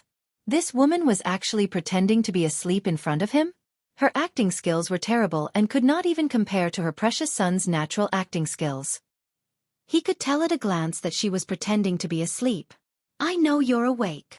Yun Shusher's heart skipped a beat when she heard this, but she still kept her eyes tightly shut. She suddenly turned around and pretended to mumble incoherently as if she were sleep-talking. Her body, however, inched toward the edge of the bed, only wanting to get as far away from this vile man as possible. The man got up slightly and lazily propped his head up with one hand as he looked at her with a smile. It was as if everything she was doing now was just a meaningless struggle. Seeing that she had already moved to the edge of the bed and was about to roll off if she moved even a little more, he could not stand it any longer and teased, "Now you know to run away?" Mu Yaja laughed inwardly. This woman was really stupid. He had already eaten her dry, but now she wanted to run away. Was it too late? The man reached out and scooped her up with his long arms. Yun Shusher felt the world spin in front of her eyes. She held her breath and almost cried out. When she secretly opened her eyes again, she saw the man's handsome face magnified in front of her eyes. Mu Yaja flipped over and used his arms to support her. He held her under his body and enjoyed her incomparably shy expression. Yun Shusher was incomparably vexed. Heavens, why did she have to wake up? Why didn't she just keep sleeping? When she woke up, the situation was so embarrassing that she didn't know how to deal with it. "You're awake. Are you still pretending to be asleep?" Yun Shusher pursed her lips tightly. She was so embarrassed that she didn't dare to make a sound. She just closed her eyes tightly, trying to deceive him. But the man didn't seem to want to give her the chance. Mu Yaja's lips curled into a mischievous smile as he pinched her cheeks. Open your eyes and look at me, okay? He didn't use much strength. Yun Shirshir clenched her teeth, but she still didn't want to open her eyes. Opening her eyes would only make her more ashamed and unable to show her face. On the soft king-sized bed, it was his world at that moment. She didn't want to open her eyes, but he had plenty of ways to wake her up. Chapter 222. Pressing down on her, in this position, he possessed her. Even though she was somewhat resistant and repulsed, her reaction was not as intense as the first time. Her weak struggle was not worth mentioning to Mu Yaja. In the depths of love, she could only blindly bury her little face into his neck and endure silently. This delicate appearance was simply like an aggrieved kitten, whining and protesting weakly from time to time. Her hot breath blew against his ear, but it was undoubtedly a disguised form of torture to him. Little did she know that her actions had triggered a hidden undercurrent in him, almost turning him into a beast and devouring her until not even her bones were left. Undoubtedly, in this aspect, Mu Yaja was a man with a lot of energy. Compared to him, her stamina was really poor, and in the end, she was actually a little dazed. There were a few times when he wanted to get her on top of him. However, her body was extremely weak, so he had no choice but to press down on her like this a few times, which could be considered to have satisfied him. When dawn came, he stopped. As for her, in the end, she could not resist the fatigue and her body was extremely weak. She fell onto the bed and was unwilling to move. Her eyelids were extremely heavy, and she could not lift them no matter how hard she tried. She turned around and quickly fell asleep. The spacious room was filled with a charming atmosphere that was unique to those who had just had sex. Until his heavy breathing slowly calmed down, he was secretly a little puzzled. When did he become so greedy for women? She lay on her side, her body unconsciously curled up into a small ball. Her messy black hair was scattered around the pillow, half covering her jade-like cheeks, and there was an indescribable charm to her. Her sleeping position was always curled up. He had once read a psychological study that said that women who slept in this position would always subconsciously lack a sense of security. Her appearance looked a little helpless, and it really made one feel pity for her. Mu Yaja lowered his head to look at her again. With just one glance, a certain part of him was stirred up again. This woman was really like a demoness from ancient times. She was born with the ability to bewitch people. Even if she was lying there motionless, her calm posture was always so bewitching. He pulled her into his arms and carried her off the bed. He went into the bathroom and cleaned her up. In the meantime, he summoned the servants and ordered them to remove the dirty sheets. In her hazy state, she only felt a warm hand gently wiping her body with a towel. And who was it that carried her to bed? The man's strong and long arms wrapped around her waist as they fell asleep in each other's arms. For the entire night, all she could hear was the sonorous and powerful heartbeat. Thump, thump, thump. For some reason, it was so calming. It was as if he was being carefully protected by someone. That night, she slept very soundly. It was as if she had not had such a peaceful dream in a long time. Just like that, he fell asleep in a daze. Half asleep and half awake, he slept all the way till dawn. When he woke up again, his stomach was growling with hunger. Outside the window, the sun was already shining brightly. He turned his head to look at the electronic clock on the bedside table. It was already 1 in the afternoon. This sleep was so deep that he did not even have a sense of time. Chapter 223. The window was slightly ajar, and the wind blew in through a corner of the curtains. The fresh wind blew in, blowing away the charming atmosphere in the room. Yun Shirshir gradually regained her consciousness. She lay flat on the bed. Her waist and abdomen were unbelievably sore. Especially her thighs, there was still some tearing pain. There was an empty space on one side of the bed. He must have left. At this point, she could occupy the entire bed as she pleased. Reaching out, Yun Shirshir covered herself with the blanket. She was furious and embarrassed. She tossed and turned on the bed, but her heart was weak. She could faintly smell the man's unique fragrance again. She felt a little repulsed, but at this moment, she didn't even have the strength to lift the blanket. He got out of bed and looked around, only to find that the bedroom was surprisingly big. She walked out of the room. The marble floor of the living room was cold as her bare feet stepped on it. There was a pile of brand new clothes neatly placed on the sofa. The reason why it was brand new was because the labels on the collars had not been cut off in time. The clothes were all very beautiful. Although the style was simple, The quality was top-notch. Just by touching the material of the clothes, she could vaguely guess the price and brand of the clothes. Then, she lowered her head to look at the price tag of the clothes. They were all expensive brands, and most of them were luxury goods. Originally, she didn't want to accept the clothes that the man sent over. However, she lowered her head and looked at the bathrobe on her body.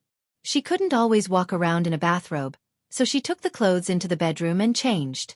Just as she finished changing, her phone suddenly rang. She was shocked and walked over to pick up the phone. The incoming call was from Gu Xingze. She was slightly taken aback. Given the current situation, she even felt guilty to pick up this call. But why did she feel guilty?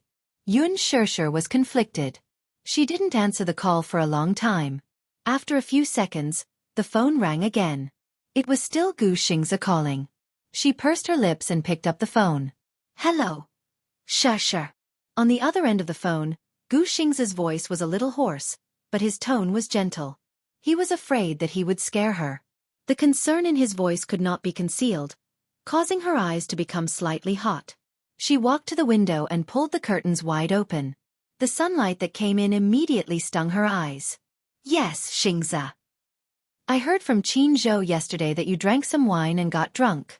Are you at home now? Yun Shishir didn't know how to respond. She didn't even know where she was right now. Outside the window, there was an elegant scenery. This villa was located at the highest point, overlooking the entire villa garden. The scenery was beautiful.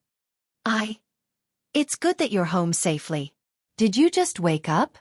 On the other end, Gu Xingze mistakenly thought that she had just woken up and said, I'm downstairs. Would you like to have a cup of tea with me? Yun Shishir was shocked and blurted out subconsciously. I'm not home. There was a long silence on the other end. Where are you?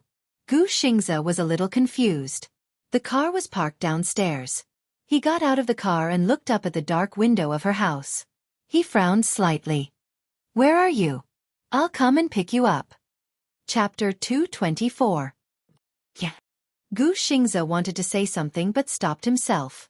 He only responded with a hum. He wanted to say something, but he realized with frustration that he was in no position to say anything. Yun Shishir was also very embarrassed. They were separated by a phone. They could hear each other's breathing through the phone. Both of them were silent for a while. It was a long silence. It was as if time had stopped. That was until she heard Gu Xingze's faint sigh from the other end. Shishir, don't be afraid. Yun Shishir widened her eyes in surprise. Are you with him? Gu Xingze asked tentatively. The word him reminded her of what had happened last night. Yun Shishir's scalp went numb. She nodded blankly. She seemed to have forgotten that they were separated by a phone and could not see each other. That man is not as simple as you think. You'd better not have anything to do with him. Gu Xingze's voice revealed an inexplicable anxiety. That man was not as simple as he seemed. It was only yesterday that she truly understood the man's identity. The Mu family was the richest family in the capital. Dishing financial group status was the center of attention. Mu Yaja, this man, had a supreme status from the moment he was born. She did not want to have anything to do with him from the bottom of her heart. There seemed to be a gap between them. They were two different worlds that could not be crossed. There was no future at all. Yun Shishir said, I know. You don't know, Shishir. This man is not as simple as you think. He paused and his voice deepened. Do you like him? Like that man? No. How could she like such a domineering man? Yun Shishir was stunned. She immediately shook her head. Her voice was like a broken machine. She could not make a sound. Seeing her silence, Gu Xingze said slowly, That man is very dangerous. You will get hurt if you stay with him. Shishir, I don't want to see you get hurt. After a moment of silence, he suddenly said, My heart will ache. Yun Shishir's heart skipped a beat. Her brows furrowed as her mind went blank for a moment. Any woman would lose her resistance in front of a man's gentleness. Yun Shishir felt the same way. She, who was originally armed to the teeth, instantly lost all her armor in the face of his gentle words. Her lips involuntarily curled into a smile. However, this smile did not last long. Mu Yaja's sullen, handsome face flashed past her eyes, and she suddenly recalled her current position. This man did not seem to like her to have any contact with other men. Regardless of her position, she was grateful to Gu Xingze. But gratitude did not mean love to him. If she didn't like him, what right did she have to make his heart ache? She said calmly, "Xingze, thank you. I don't want to implicate you." Heh. Involved? Sure. Listen to me. I may be much stronger than you think. He suddenly spoke, but it sounded like a gentle invitation. It was as if this man had spread his wings and gently invited her to hide under his protection. Sure. Let me protect you. Okay? Yun Shurshu's fingers that were holding the phone suddenly stiffened. She was caught off guard. Her heart seemed to have collapsed. Chapter 225. However, at this moment, she was immersed in her own world of contradictions and did not notice the dangerous aura that was closing in on her from behind. It wasn't until her phone was snatched away by a large hand that she jumped in shock and reacted. She turned around, only to see the cold and silent man standing behind her. He was looking down at her with an extremely cold gaze. The coldness at the corner of his lips and the sharpness in his eyes revealed that this man was dissatisfied with her at this moment. Sure, are you? Gu Xingze's worried voice came from the phone. However, before he could finish his sentence, the cell phone flew out of the window in a beautiful parabola. Along with it. You? Her eyes widened in shock as she watched her phone fall to the ground and shatter into pieces. A chill slowly crept up her heart. The sound of the phone breaking into pieces was heard and she trembled slightly. She bit her lip and her shoulders heaved up and down. The man pulled her back by the shoulder. His tone was cold and clear, but his pair of deep eyes hid too much anger. I thought you were a sensible woman. Yun Shurshu's chest heaved up and down. It was obvious that not only the man, but she was also angered by his actions. When did this man come in? Was he a ghost? How did he suddenly appear behind her without making a sound? This phone was the one that Mu Yaja had broken her phone and gave her a new one. It was currently the best phone among all the brands. She did not feel sorry for it, but she had used this phone for some time and there were many precious photos of Yu in it. Before she could upload them to her computer, this man had smashed it. This phone was very exquisite, but it had been smashed into pieces by this man. It showed how much strength he had used in his hands and also how angry he was at this moment. Yun Shurshu, too, was infuriated and pushed him away angrily. This is too much. Inexplicable, truly inexplicable. Why are you acting crazy for no reason? She was furious, and all the anger that she had accumulated last night was unleashed. She had always been a gentle person. She knew when to advance and when to retreat. She also knew that she had always left people with leeway. She rarely got angry, and it could even be said that she had a very good temper. She rarely got into disputes with others. This was because Yu had once said that he liked the way she smiled. So, she tried her best to control her temper. But however, this man had gone too far time and time again. After the outburst of anger, Yun Shurshu walked around him and headed for the door. Mu Yaja grabbed her arm. Where are we going? Go home. Back to my home. Go home? Not necessarily. The man sneered. Are you going to look for him? Gu Xingze, the man who can protect you? So what if I look for him? It's none of your business. Anyway, I don't want to stay with a lunatic like you. Yun Shurshu gritted her teeth and glared at him with her red eyes. She shook off his hand forcefully. She was caught off guard and was pulled back by the man. The back of her waist hit the windowsill. The sudden pain caught her off guard and she cried out in pain. Mu Yaja, are you crazy? You appeared behind me silently and got angry for no reason. Are you crazy? Chapter 226. Woman, don't you know your own identity? Do I have to remind you of your current identity for you to understand what you should do and what you shouldn't do? My identity? What's my identity? Tell me, what's my identity? Yun Shurshu flew into a rage out of humiliation. She seemed to understand the meaning of the man's words in an instant. She grabbed his collar with both hands and said in a trembling voice, You mean, I'm your lover, your woman, and your possession. Is this the identity you're talking about? Mu Yaja looked down at her from above. His expression was cold, but he didn't say anything. It was as if he acquiesced to her questioning. Yun Shurshu laughed coldly all of a sudden. Mu Yaja, how can you be so overbearing?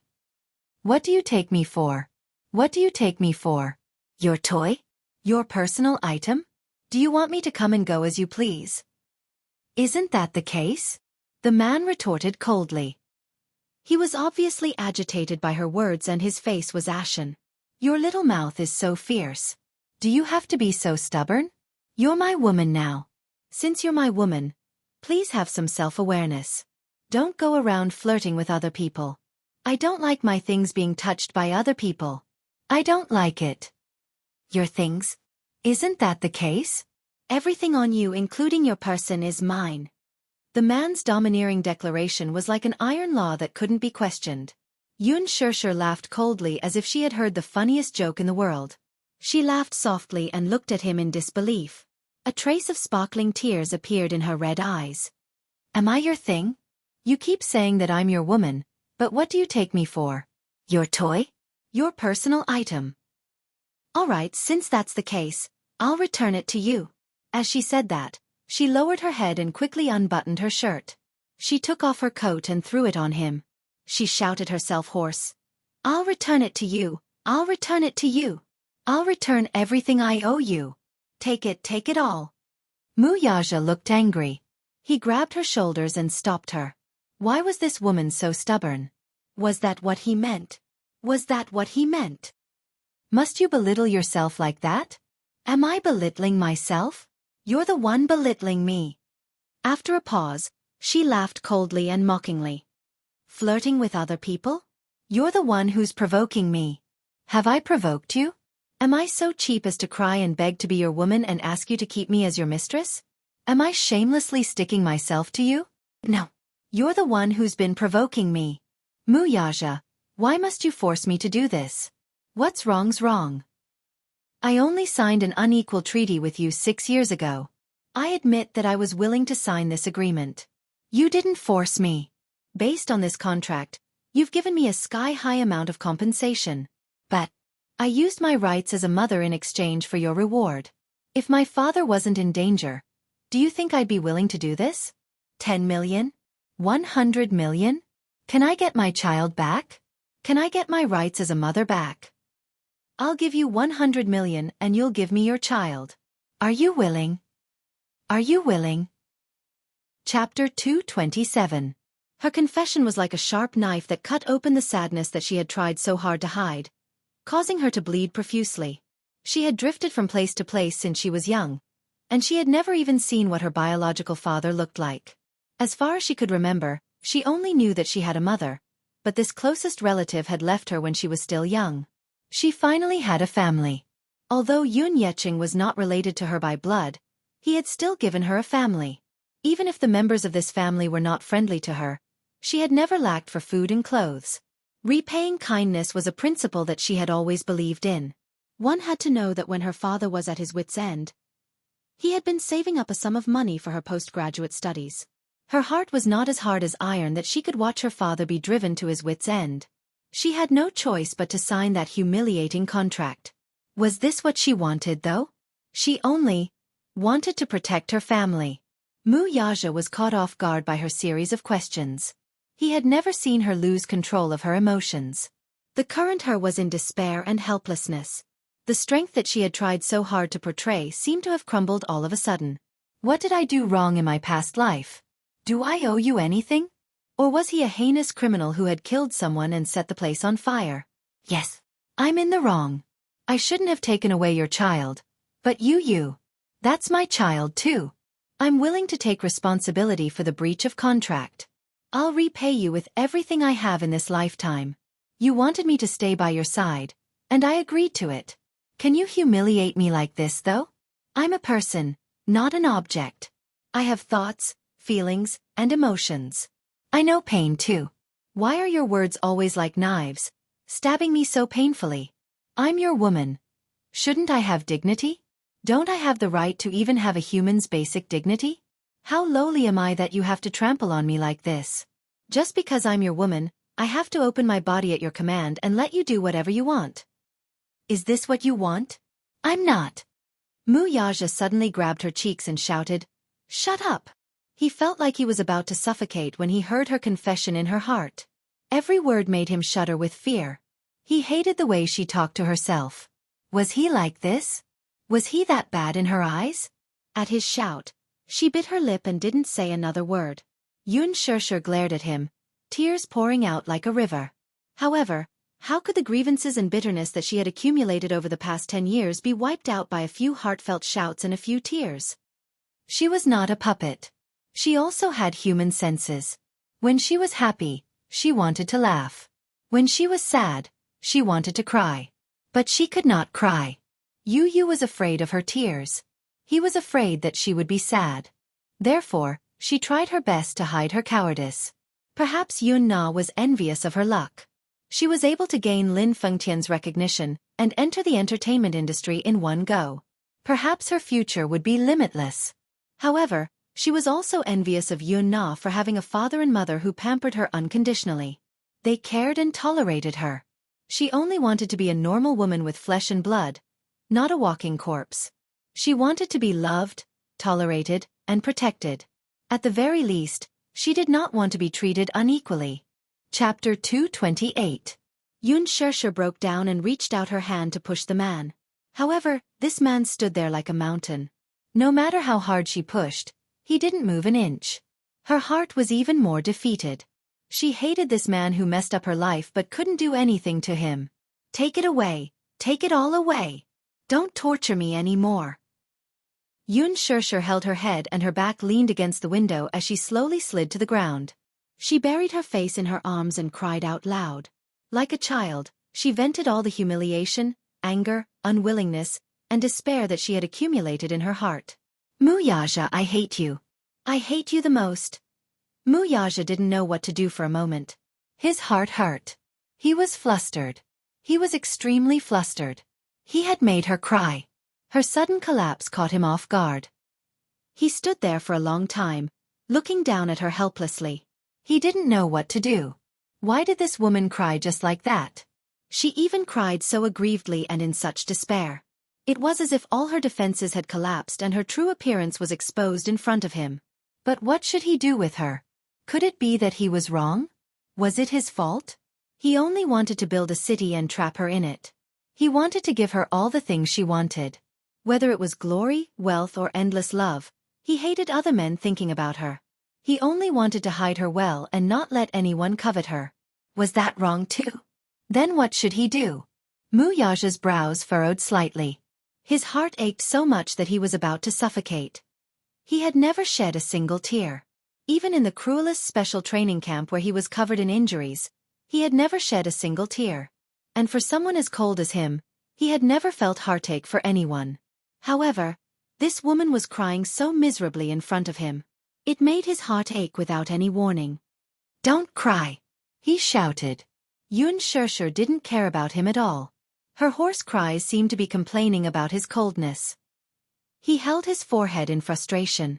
A woman's tears had always been a man's trump card when he was caught off guard. It hit the nail on the head and there was no way to defend against it. Wasn't he the same?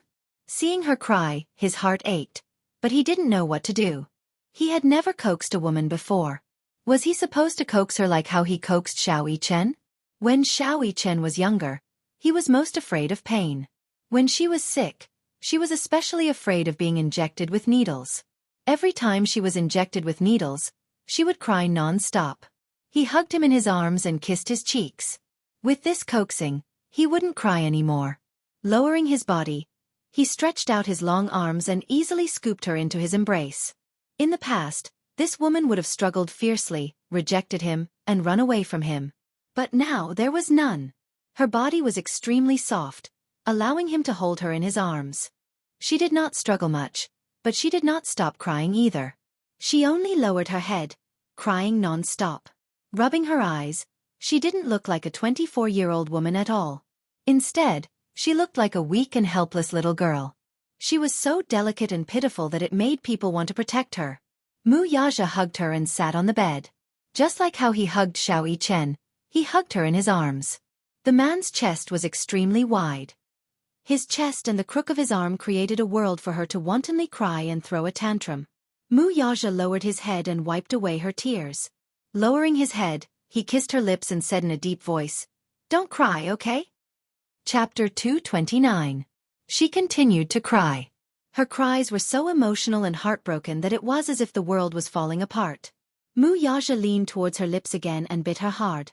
He left teeth marks of varying depths on her soft lips, as if he wanted to use this method to block her tears. However, this bite made her tears flow even more violently. A trace of anger flashed across Mu Yaja's eyes. He bit her hard again and held her lips tightly. His breath smelled like orchids as he said, "Don't cry." The woman in his arms did not avoid his kiss, but neither did she respond. She just held her face in her palms, unwilling to look at him or respond to him. The man frowned. This was a silent protest. Was she protesting against him? Protesting that he did not understand her feelings and did not know how to judge the situation? Or was he not gentle enough and could not be like Gu Xingzi and give her a strong hug when she was weak? Thinking of Gu Xingzi, he felt anxious for no reason. Damn it! Woman, when are you going to stop crying? He glared at her but she ignored him. She buried her face in her palms and he did not know what expression she had. Mu Yaja's eyes narrowed dangerously. He reached out and grabbed her hands that were covering her face. He slowly pulled them away, revealing her face that was drenched in tears. Her entire face was flushed red, especially her eyes. They were red and swollen as if they were bleeding. Her face was wet with tears, but the tears in her eyes continued to flow out rapidly. It was really confusing. Where did all these tears come from? Was this woman really made of water? How could tears flow out of her eyes so continuously? He could not help but lower his head and kiss away the tears at the corner of her eyes. It was salty, warm, and had an indescribable bitterness. Mu Yaja lowered his eyes and kissed her lips again. This time, it was not as rough as before. He only lightly touched her lips. Lowering his head, he could not stop kissing her tears. His kisses landed on her forehead, the bridge of her nose, the tip of her nose, her cheeks, and finally landed on her lips. This time, he kissed her deeply and did not leave. His gentle kiss was not as forceful as before, nor was it as deep as it had been before. Instead, it was just a light peck on her lips. Even Yun Shirshir could not help but be taken aback by the unprecedented tenderness in his kiss. The man's kiss was full of affection, gentleness, passion, and delicacy. While she was in a daze, Mu Yaja had already elegantly removed his shirt, revealing his strong chest, his strong shoulders, and his mesmerizing collarbone. She could tell that he was trying his best to endure. He wanted her. This time he was very careful. He did not attack her like before. Instead, he gently placed her on the bed. The man's fiery hot body slowly pressed down on her, sticking close to her body. His scalding skin felt like it was going to burn her. Hot, so hot. She unconsciously stopped crying and widened her eyes in shock. The man's transformation was hard for her to resist. Her body, because of his caress, was like a soft flower that bloomed under him. His rapid breathing was by her ear. It was sometimes heavy, sometimes light, sometimes rapid, and sometimes suffocating. Her teary eyes were wide open, and she couldn't see his face clearly. While her mind was in a daze, he gently sank into her. Chapter 230. She didn't see his usual storm of passion. Instead, she clenched her teeth tightly and locked her hands around his sexy back. After the extreme pleasure, the man gently buried his face in her neck and gave in to her in a low voice.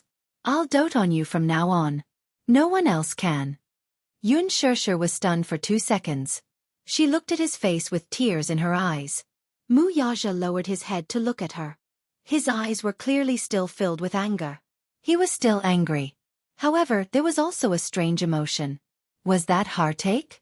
Was he feeling sorry for her? The man got up and carried her into the bathtub.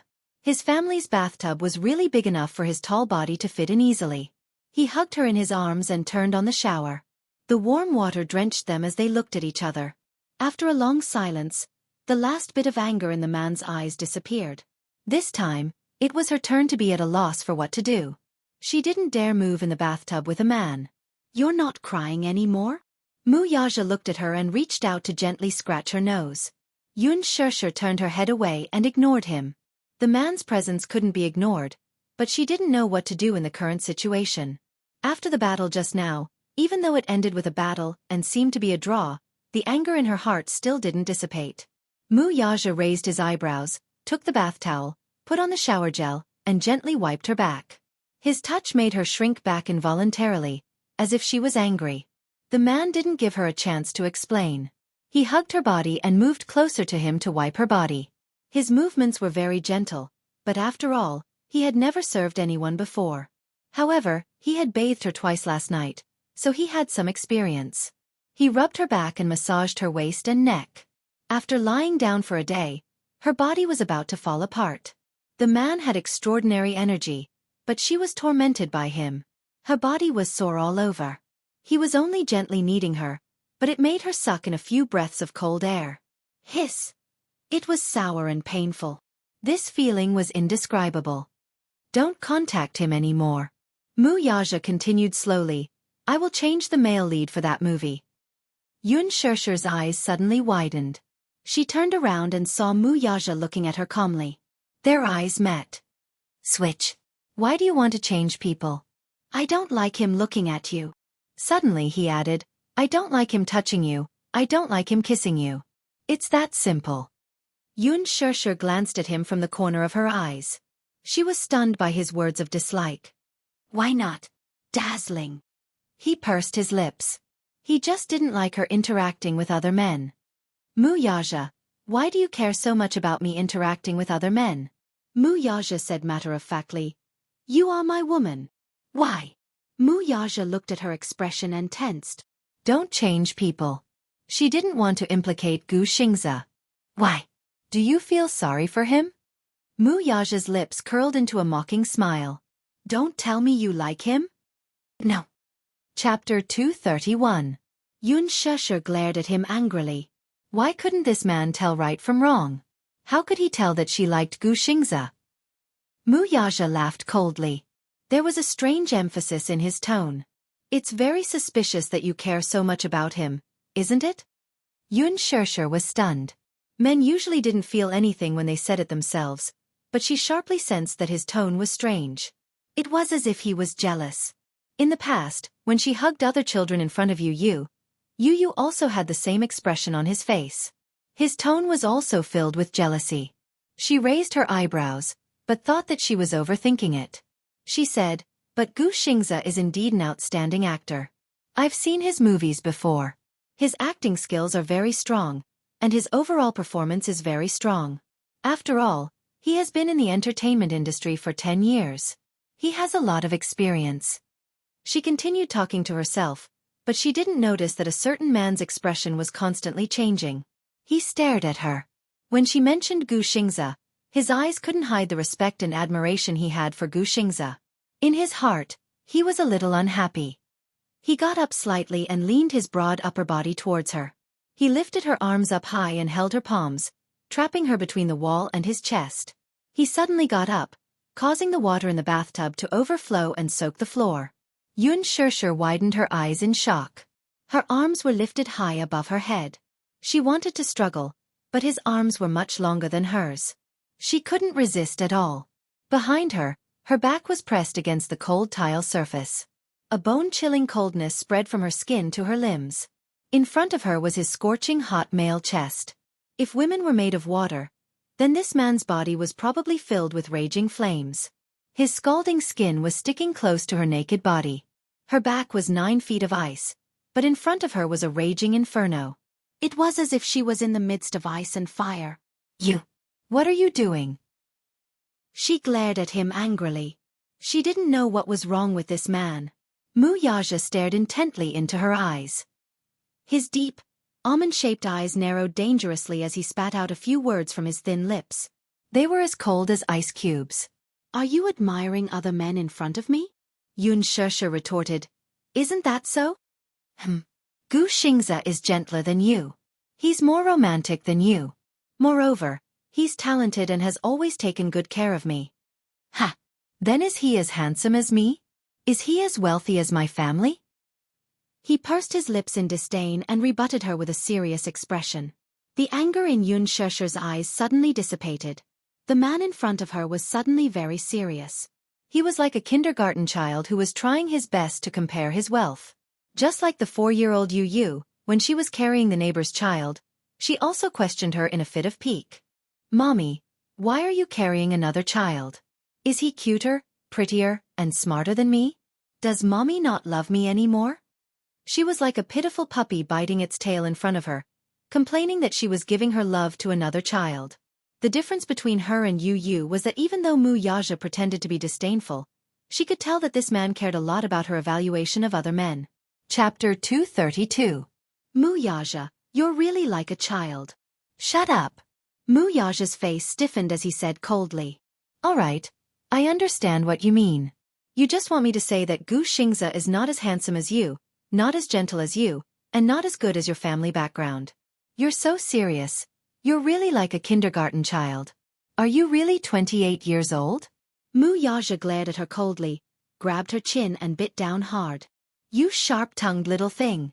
She was pitiful when she was pitiful, but she was so hateful when she was hateful. Can you let go of me now, young Master Mu? Yun Sheshe pursed her lips. If you continue to be like this, I'm going to be crippled by you. It's best if you're crippled. Mu Yaja said coldly, but he let go of her and leaned back lazily. Yun Sheshe rubbed her wrists unhappily. This man was really strong. She couldn't tell that he was so well built under his suit because he usually dressed so well. However, before she could relax and sit down, the man's arm stretched out slightly, grabbed her waist, and pulled her back to his chest, splashing water everywhere. Yun Sheshe fell on his chest and couldn't help but glare at him angrily. Mu Yaja looked at her and suddenly felt that this girl was so cute even when she had a piercing gaze. If you want to keep his role, sure. But... She looked at him in surprise and stopped abruptly midway through his words. But what? I'll tell Lin Fengtian when the time comes. Mu Yaja's lips curled up as he spoke. Even though the biggest investor for the Green Apple was not Huanyu, it did not mean that he did not have a say in the casting of the film. Huanyu Corporation was the one who had filed a case with the film and television headquarters for this movie. The initial funds for the preparation were also provided by Huanyu Corporation. When Lin Fengtian invited Gu Xingze to act in the movie, it was also with his approval. After all, he was a capitalist. Investing in a movie was also a business. Naturally, he would not do a losing business. Gu Xingze's box office appeal was not to be underestimated. If he was cast as the male lead, he would at least hold up half of the box office. However, he did not expect that Yun Sheshe would be the female lead. At first, he did not get involved in the casting of the female lead. However, the interaction between Gu Xingze and her at the cocktail party last night was too much of an eyesore. He was a businessman, but he was also a man. In his heart, he had already placed Yun Sheshe under his name. Naturally, he didn't want any other men to covet her. As a man himself, how could he not see that Gu Xingze cared too much about Yun Sheshe? Was this how a senior valued a junior? This was clearly a man's intention towards a woman. Mu Yaja already had a plan in mind. However, later on, when Lin Fengtian received Mu Yaja's 3-point agreement, he was completely confused. At first, he thought that Mu Yaja had specifically asked him to take care of Yun Sheshe. Naturally, he agreed without thinking. Even without Mu Yaja's request, he would have taken good care of this newbie. This was because he personally acknowledged this newbie with unlimited potential. However, when he read out the first few terms of the 3-point agreement, blood rushed to his head. What bullshit tea was this? Chapter 233. In Mu Yaja's list, the first 3 were 1. No kissing scenes. 2. No bed scenes. 3. No hugging scenes. 4. Just the first 3 points alone made Lin Fengtian so angry that he almost vomited blood. What did that mean? Forget about the second one. No kissing, no holding hands, and no hugging? Was this still filming? Did they have to find a body double to complete the scenes of kissing and holding hands in a teen film? When he found Mu Yaja to protest, the latter sat at his desk and did not even look at him. He said coldly, "Shoot if you want, otherwise get lost." Lin Fengtian was so angry that he almost had a stroke. What could he do? What else could he do?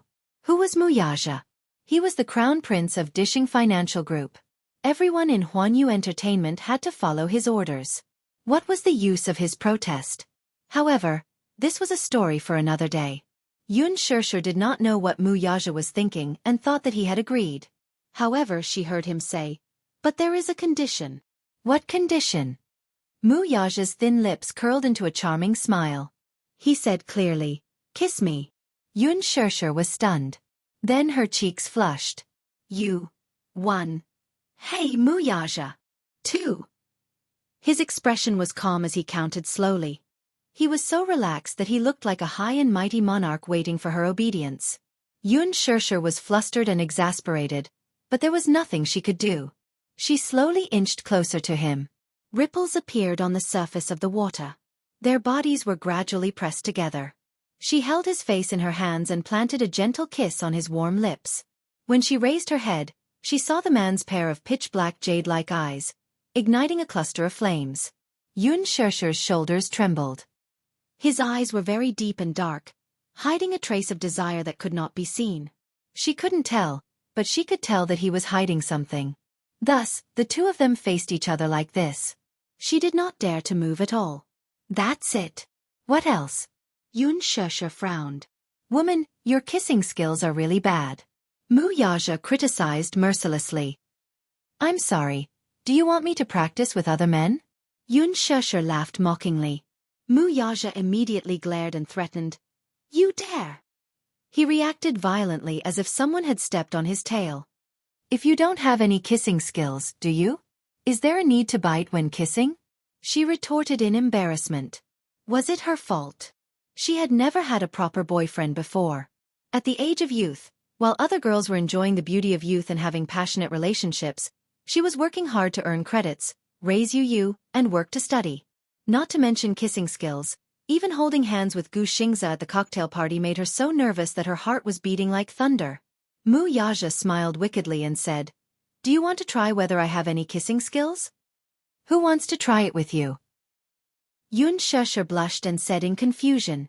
Unexpectedly, the man did not seem to have any intention of asking for her opinion. He turned her face and pressed his thin lips against hers without restraint. This kiss was not like the one before, where he was attacking her. Instead, it was a gentle kiss on her lips. His moist tongue gently outlined the shape of her lips, delineating them in detail. Sometimes, he would crush them heavily, and sometimes, he would stay away from them. Chapter 234. Yun Shirshir was a little dazed. She didn't know where to place her hands. Her hands rested on his chest as she clenched her fists nervously. This man had always been high and mighty. He was like an overlord who could call the wind and summon the rain. He had always been rough and irresistible. However, she couldn't react to his sudden gentleness. On one hand, he was cold and domineering. On the other hand, he was gentle and protective, as if he was holding her in the palm of his hand. Which one was the real him? Yun Shirshir couldn't tell which direction she was heading in. He was immersed in it. She was also immersed in this tenderness and couldn't come back to her senses. Gradually, she knew how to respond slowly. After the kiss, their faces slowly separated. Her body seemed to have gone limp. Her limbs and bones lost their strength as she lay limp on his chest. Mu Yaja lowered his head and looked at her. Her eyes were like silk and her cheeks were flushed red. She was so pure and beautiful. Especially that pair of beautiful peach blossom eyes. They were shimmering and intoxicating. Even if he didn't drink, he couldn't help but feel drunk. He was intoxicated by her seductive eyes. No man would be able to resist such a woman. Even he couldn't resist such a gaze. He caressed the back of her neck and said softly, "You're not allowed to leave me." Don't leave me," he muttered in a low voice. If one didn't listen carefully, they wouldn't be able to hear what he was muttering to himself. Yun Shirshir frowned. Her thin lips parted slightly, but before she could say anything, the man spoke first. "You're not allowed to refuse." That domineering Mu Yaja was back. It was as if the man with tender and sweet eyes just now was just a dream. Without waiting for her to react, the man had already gotten up, put on a bathrobe and walked out. Yun Shirshir was distracted. She lay down in the bathtub and sighed contentedly. She then realized that the bathroom was really as big as 2 of her bedrooms. Lying in the huge bathtub, he felt extremely comfortable. He wished he could just lie there and not get up. However, she suddenly realized that it was getting late. She should go back early, so she quickly got up as well. However, just as she stepped out of the bathtub, her legs went soft and she almost fell to the ground. Mu Yaja turned to look at her with a mocking smile on his lips. Why can't you even stand properly? Yun Shirshir bit her lips. This man still had the nerve to ask. If he hadn't been so energetic and tortured her, how could she have ended up in such a sorry state? After messing around in the bathtub for a while, her body was still sore and painful. She cursed Mu Yaja several times in her heart. However, she was too embarrassed to say it out loud. She just glared at him and slowly walked to the bathroom. Mu Yaja looked at that slender figure and suddenly felt pity in his heart. How could this woman be so thin? When he did it with her, he was always careful, afraid that he would accidentally break her bones. It wasn't a good thing for a woman to be too thin. If she was a little fatter and had some meat on her body, it would be more comfortable to hug. At least, it wouldn't feel so cadmium. However, although she was thin, perhaps it was because she had been breastfeeding, her figure was still quite good. Chapter 235. What are you looking at? She said angrily, looking unhappy. The man said matter-of-factly, I'm looking at you. Yun Shirshir pursed her lips and moved her body away, but she saw that he was still staring at her body. That unrestrained gaze swept up and down her smooth body, unable to hide the ridicule in his eyes. She couldn't help but fly into a rage out of humiliation. Don't look any more. Why are you shy? Mu Yaja smiled. Yun Shirshir couldn't take it anymore and walked up to him and forcefully pushed him out of the door. Get out! With a pang sound, she locked him out of the door. The man's lips curled up and he chuckled. This was clearly shy. However, he was kind enough to not tease her anymore. Wearing a bathrobe, he walked out of the bathroom looking refreshed and sat on the sofa. He held a glass of red wine in his hand and casually flipped through the newspaper that the helper had passed to him. When he saw the headlines published in the newspaper, his gaze deepened and he took a sip of the red wine. His face was full of self-satisfaction. When she walked out, she saw that he was holding his head in one hand and flipping through the newspaper with the other. She suddenly felt that the situation was a little awkward. He was so comfortable, but she was a little uneasy. Mu Yaja turned his head and looked at her with a pair of playful eyes. The corners of his lips couldn't help but curl up into an interested smile.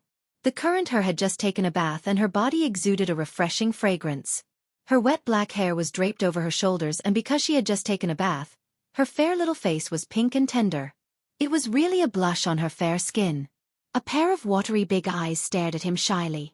Her hands were crossed in front of her chest as if she was shy and afraid. Her eyes were filled with a sense of vigilance. That innocent and messy gaze was as if she was afraid that he would eat her up. But it was this kind of small gaze that made it even more alluring. If it wasn't for the fact that she was too weak to stand up to the wind, Mu Yaja would have forcefully pulled her into his embrace, fiercely bit her lips, and pressed this enchanting and charming little demoness under his body, wantonly and ruthlessly ravaging, wantonly tormenting her, and heavily penetrating her body. However, he quickly suppressed the wildness in his body. Even though it was delicious, he could not be too greedy. An excellent hunter was full of confidence and knew when to stop. If the prey was scared away, then the gains would not make up for the losses. The future was long. Come here. Yun Shirshir was stunned for a moment before she asked warily, What are you going to do? As he spoke, he leaned back even more. It seemed like she was really afraid of him. You were so sharp-tongued just now, why? Mu Yaja chuckled and gently swirled the goblet in his hand. He raised his eyebrows and said, Are you afraid that I'll eat you up? She was really afraid that he would eat her up. This man was too energetic. She was really afraid that he would eat her up until not even her bones would be left. Yun Shirshir pursed her lips and moved a few steps. Her buttocks carefully sat on the sofa but she sat far away from him. This scene was weird no matter how one looked at it. If it was any other woman, this kind of opportunity, they would immediately stick to him passionately. But this little woman seemed to be rather afraid of him. Mu Yaja gently took a sip of the dry red wine and patted the seat beside him with his big hand as he said in a deep voice, Sit over here. What? Why are you sitting so far away from me? Chapter 236. Then you don't want that, she said hesitantly. That? What? Mu Yaja raised his eyebrows, but he quickly understood what she meant. So she was really worried that he would eat her up. All right, stop fooling around. Come here. His voice hardened. Yun Shirshir's shoulders could not help but tremble slightly. She was not very willing in her heart. However, she did not dare to go against his orders. Thus, she moved inch by inch to his side. When she got closer, she could easily smell the faint fragrance on his body. This fragrance was quiet and elegant, just like the fragrance of magnolia. Mu Yaja caressed her hair with one hand. It was wet, but it still had a warm air to it. He rubbed it hard and raised his eyebrows. You ran out with your hair still wet? It was very easy to get a migraine like this. Women, especially at her age, needed to take care of their bodies the most. If she did not blow dry her hair in time, the moisture would enter her body. When she was slightly older, she would always have headaches. This girl really did not know how to take care of herself at all. Did she not even know this bit of common sense? Yun Shirshir shook her head and said, My hair usually dries naturally after I take a shower. Mu Yaja pinched her cheeks. He did not use too much strength, but there was a hint of teasing. Go and get a hairdryer.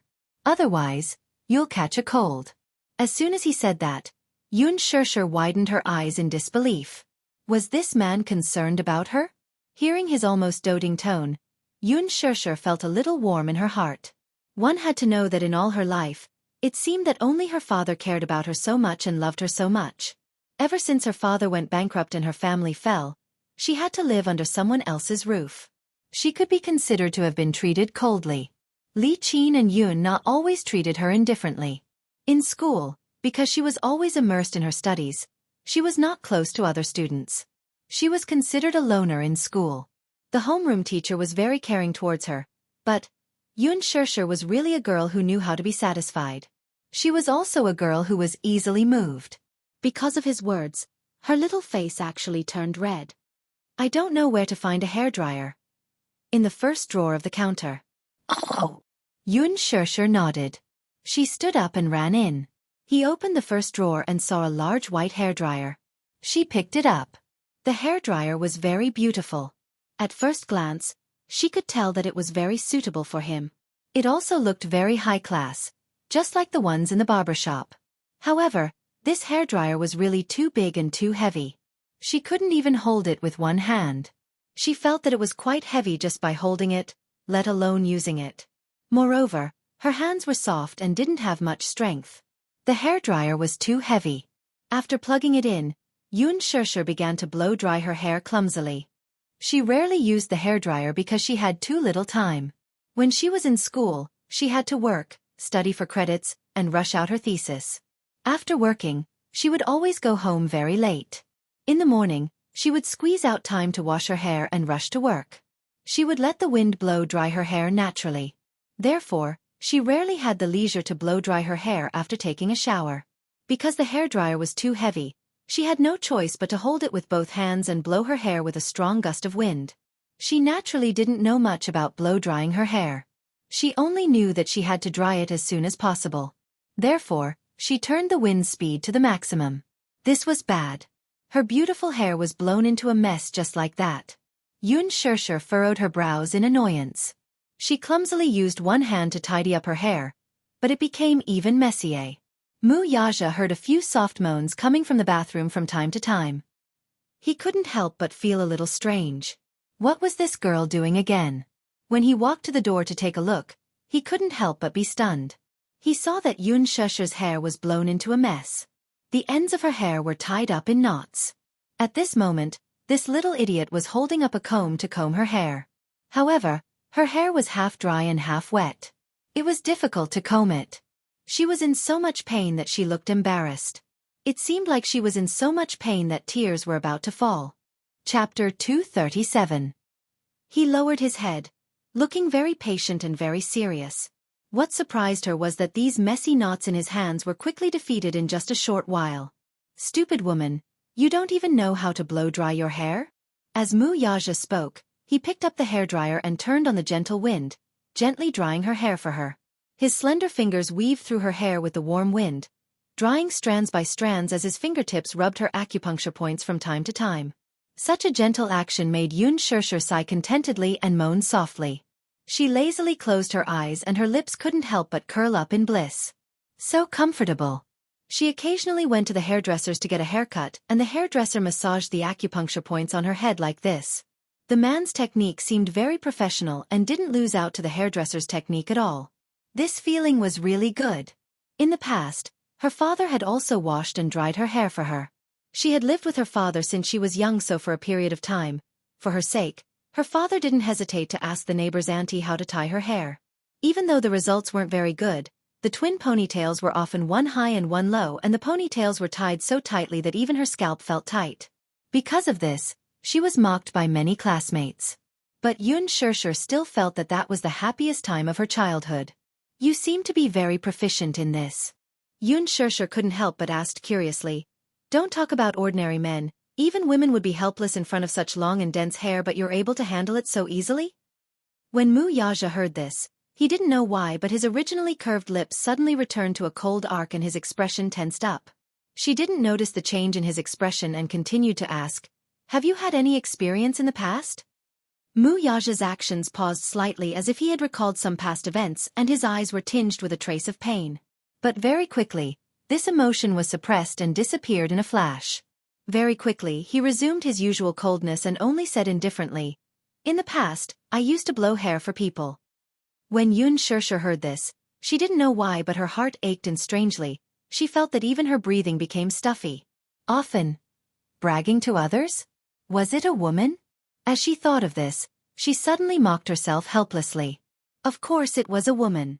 Only a woman would have such long hair. Was it Mu Wanru? He often blow-dried her hair? Just like today, when he bragged about himself. Was he going to comb her knotted hair and massage her acupuncture points? Amidst her complicated thoughts, her hair had been blown dry unknowingly. Mu Yaja put down the hairdryer and hugged her shoulder from behind. Looking at the beautiful person in the mirror, he lifted her beautiful hair with one hand and hooked his lips. So beautiful. Yun Shirshir blushed. Mu Yaja suddenly lowered his head and sucked on her earlobe. The tip of his tongue tickled her ear, and the man chuckled charmingly. She originally thought that he would do something, but she heard him ask, are you hungry? Yun Shirshir licked her lips and nodded slightly. After a day of nothing, her stomach was already empty. He asked again, what do you want to eat? I'm not eating. I want to hurry home. Ha ha. Mu Yaja gently pecked her cheek again. You don't have to wait too long. Eat something before you leave, okay? Chapter 238. Mu Yaja could not help but laugh. At the mention of Yu Yu, he was reminded of the child he had never met before. His son. Yu Yu? What's his name? Tian Yu, she said slowly as she looked at his expression. Tian Yu. Mu Yaja leaned against the door and muttered a few words before looking at her with his deep eyes. It was a nice name. Tian Yu, Tian Yu. When he was just born, he almost lost his life. Perhaps it was because of God's blessing that he grew up healthily. That's why he was given this name. Yun Shirshir explained. He was the child's father, so she felt that it was her duty to let him know the child's name. It's a good name. His surname is Yun? Yun Shirshir looked up in surprise and stared at him warily. Seeing that he was just asking casually, she said carefully, yes, he has my surname. Who is he living with now? Mu Yaja asked. He's living with me. He's not living with your father? Yun Shirshir's brows furrowed slightly as her heart suddenly ached. Yun Yeching liked Yu very much. Initially, when she wanted to keep the child, no one, including him, agreed to let her raise him. She was still a student at that time. Her family was in dire straits and she was in debt. What ability did she have to raise a child who was crying piteously for food? Things were not cheap at that time. Just diapers and milk powder alone cost a lot of money every month. Moreover, the child's health was not good. When he was born, they found out that he had a congenital heart deficiency. Secondly, his body was very weak and he had many minor illnesses. It was not that Yun Shirshir did not feel strange at all. The older brother was so healthy when he was born. So why was the younger brother so weak? She had asked the doctor about this before, but the doctor explained that the two children were fighting for nutrition in the mother's womb because they were twins. Her brother had absorbed enough nutrients, so even though he was born prematurely, he was still very healthy. As soon as he was born, he cried loudly. His voice was loud and full of energy. Even the doctor who delivered him was amazed. However, his brother was in his mother's womb and did not absorb enough nutrients. Moreover, He was born prematurely in August. When he came out, no matter how hard the nurse slapped his butt, he did not make a sound. His face even turned purple. If it weren't for the nurse's experience and the fact that she saw that the child still had a weak vital sign and hurriedly carried him to the emergency room, the child would have been saved. When he first brought Yu back to the Yun family, Yun Yeching often frowned at the baby in her swaddling clothes. The child looked delicate and cute, and his big eyes were especially bright. However, the family's conditions did not allow it. Wasn't this holding up the child? Fortunately, when Yu grew older, he displayed intelligence and obedience that was beyond the reach of ordinary children. Only then did Yun Yeching change his view of the child and devote more love and care to him. However, his love and care undoubtedly attracted the hatred of Li Qin and Yun Na. Yun Shishir alone had taken away half of Yun Yeching's love and care. Now that this little B** starred had appeared out of nowhere, how could Yun Na let it go? Hence, she bullied Yun Tianyu every 2 to 3 days. There was once when Yun Shishir returned home late. Just as she entered the house, she saw Yu expressionlessly hugging the toy that Yun Na had stomped on and sitting in a corner with a disappointed look. Chapter 239. Mommy, is it because Yu is being naughty? Grandma and Auntie don't like Yu. She was heartbroken when she heard that. Yun Na, on the other hand, did not know the truth of the matter. She flew into a rage out of humiliation when Yun Tianyu came and snatched her father's favor from her. Li Qin, on the other hand, she was mean to Yu, and Yun Shishir could not forgive her. She was the one who forced her to sign that contract back then. She sacrificed herself to relieve the Yun family of the huge burden of repaying the debt, yet she was still mean to Yu. How could she forgive her? At this thought, Yun Shishir clenched her fists and slowly said, "Foster mother doesn't like him, so she rented a house outside." She then quickly added, "I'm going back. Yu must be worried sick about me since I didn't go back last night." With that, she tidied herself up and hurried to the door. Mu Yaja asked from behind, "You're going back by yourself?" "Yes, I'm going back by myself." He smiled. "There's no traffic here. There's a long mountain road outside the manor. Are you sure you want to go back by yourself?" Yun Shishir fell silent and then looked at him helplessly. "Send me back." Yun Shishir had yet to return, and the sky outside the window was already dark. Yu did not eat much the whole day, so his stomach was growling. If it were in the past, he would definitely prepare dinner and wait for his mommy to come back for dinner, but now that it was already past 7, he was afraid that his mommy would not be back in time. He was too lazy to cook, so he took out the pizza he had ordered in the afternoon from the fridge, heated it in the microwave, and ate it with relish. However, as he ate, he felt really wronged. For the first time in his life, the little lad's tears overflowed and flowed down his cheeks. Initially, he wanted to wipe them away, but the more he rubbed them, the more he could not hold back his tears. He had always been strong and brave since he was young. He rarely shed tears. Even when he went to the hospital for an injection, which of the other children didn't cry their eyes out? Only he sat there, bravely stretching out his arm. His brows were tightly knitted, his face was calm, and his eyelids didn't even blink. Unless it was under certain circumstances, when he was acting coquettishly in front of his mommy, tears were always part of his act. That was just a small trick she used to act coquettishly. However, this was the first time she had shed tears of grievance. For a long time, no matter how late it was, Mommy would always come back to have dinner with him. No matter how busy she was at work, even if she had to work overtime until late at night, she would ask the manager for an hour off to have dinner with him before going back to work. But tonight, Mommy stood him up and didn't even call him. Naturally, he felt very wronged. Therefore, the more he thought about it, the more his heart ached, and the tears fell down his cheeks. He reached out his hand and wiped them away fiercely. He took the phone and glanced at it. It was already 8 o'clock in the evening, and she still hadn't returned. He couldn't suppress the grievance he felt. He pouted and hugged the pillow on the sofa, crying, "Boo-hoo. Mommy doesn't want you anymore." Why wasn't Mommy back yet? Could it be that she didn't want him anymore now that she had that man? Once the little lad thought of that man's provocative words, his face turned ashen. He hated him. Anyone who wanted to take Mommy away from him was a big bad guy. Chapter 240. The little lad's face was full of resentment. If Li Hanlin were present, his eyes would surely pop out of their sockets from shock. His impression of Yun Tianyu was that he was colder and more mature than the average lad his age. Not to mention tears, he was always calm and collected, as if nothing could affect his emotions. Now, however, he was curled up in the corner of the sofa, letting his body sink in. His eyes were red and swollen from his tears. He had never been this weak, but because of her missing the appointment, he felt a faint sense of unease in his heart. He did not like such a cold and empty house. There was only the sound of the television in the spacious house, and there was no human touch at all. The room was dark. He turned on all the lights, but they could not hide the cold air in the room. Usually, when his mother was at home, she was always cheerful and cheerful. Even when she was tired, she would sit at the desk and watch him do arithmetic problems. He loved doing arithmetic problems. Although he could calculate the answers in his heart with just a glance, he always pretended to be ignorant in front of his mother. He even counted with his fingers one by one. With his mother by his side, no matter how many arithmetic problems there were, he would always do them with relish. But now, he was the only one at home. Even if he watched his favorite program, he felt that it was no longer interesting. Could it be that it would continue like this? Did that man really love his mommy?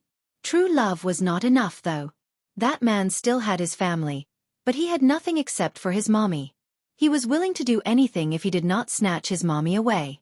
Just as the little lad was feeling melancholy, his phone suddenly rang.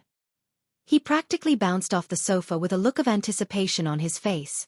He didn't even have time to put on his shoes as he ran to the table barefooted to pick up his phone. When he saw the screen, his face immediately darkened with disappointment. The name, Lee Hanlon, kept flashing on the screen. He wiped his tears and hung up the phone. His voice was hoarse from crying earlier. He did not want to be laughed at by others, so he ran to the desk and gulped down a few mouthfuls of water. Only when his voice returned to normal did he return the call. "Hello, President Yun. Are you asleep?" Yu said. "Not yet. What's the matter?" His tone was concise and crisp, as if his pitiful and self-reproachful appearance just now was a completely different person. "It's like this. About the information you requested. I've already found it for you." Yun Tianyu raised a brow, but his expression was a little complicated. Previously, he was curious about his background. When he was younger, he often asked about his father's whereabouts. Yun Shishir had always been secretive about his background. He thought that he had touched on his mommy's sore spot by asking about his daddy. He had always thought that he did not have a daddy and that his daddy had left him the moment he was born. He also thought that he didn't have a father. But as he slowly learned the truth about his biological father, Mu Yaja, he couldn't help but be curious. What kind of past did his mother have with this man? Thus, for some reason, he ordered Lee Hanlon to investigate the matter. Chapter 241. However, Director Yun, if it's possible, it's better that you don't know about it. Lee Hanlon's tone on the other end of the phone was strange and cautious. He had read through the information and couldn't bear to send it to him. The truth was too cruel. He wanted to hide it, but he couldn't explain it to little Munchkin.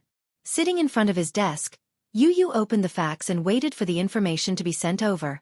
Then, he turned on his computer and a window popped up on the bottom right corner. Popular starlet Huanyu's higher-ups slept with her? If it were any other time, Yu would have ignored such gossip. However, today he clicked on it.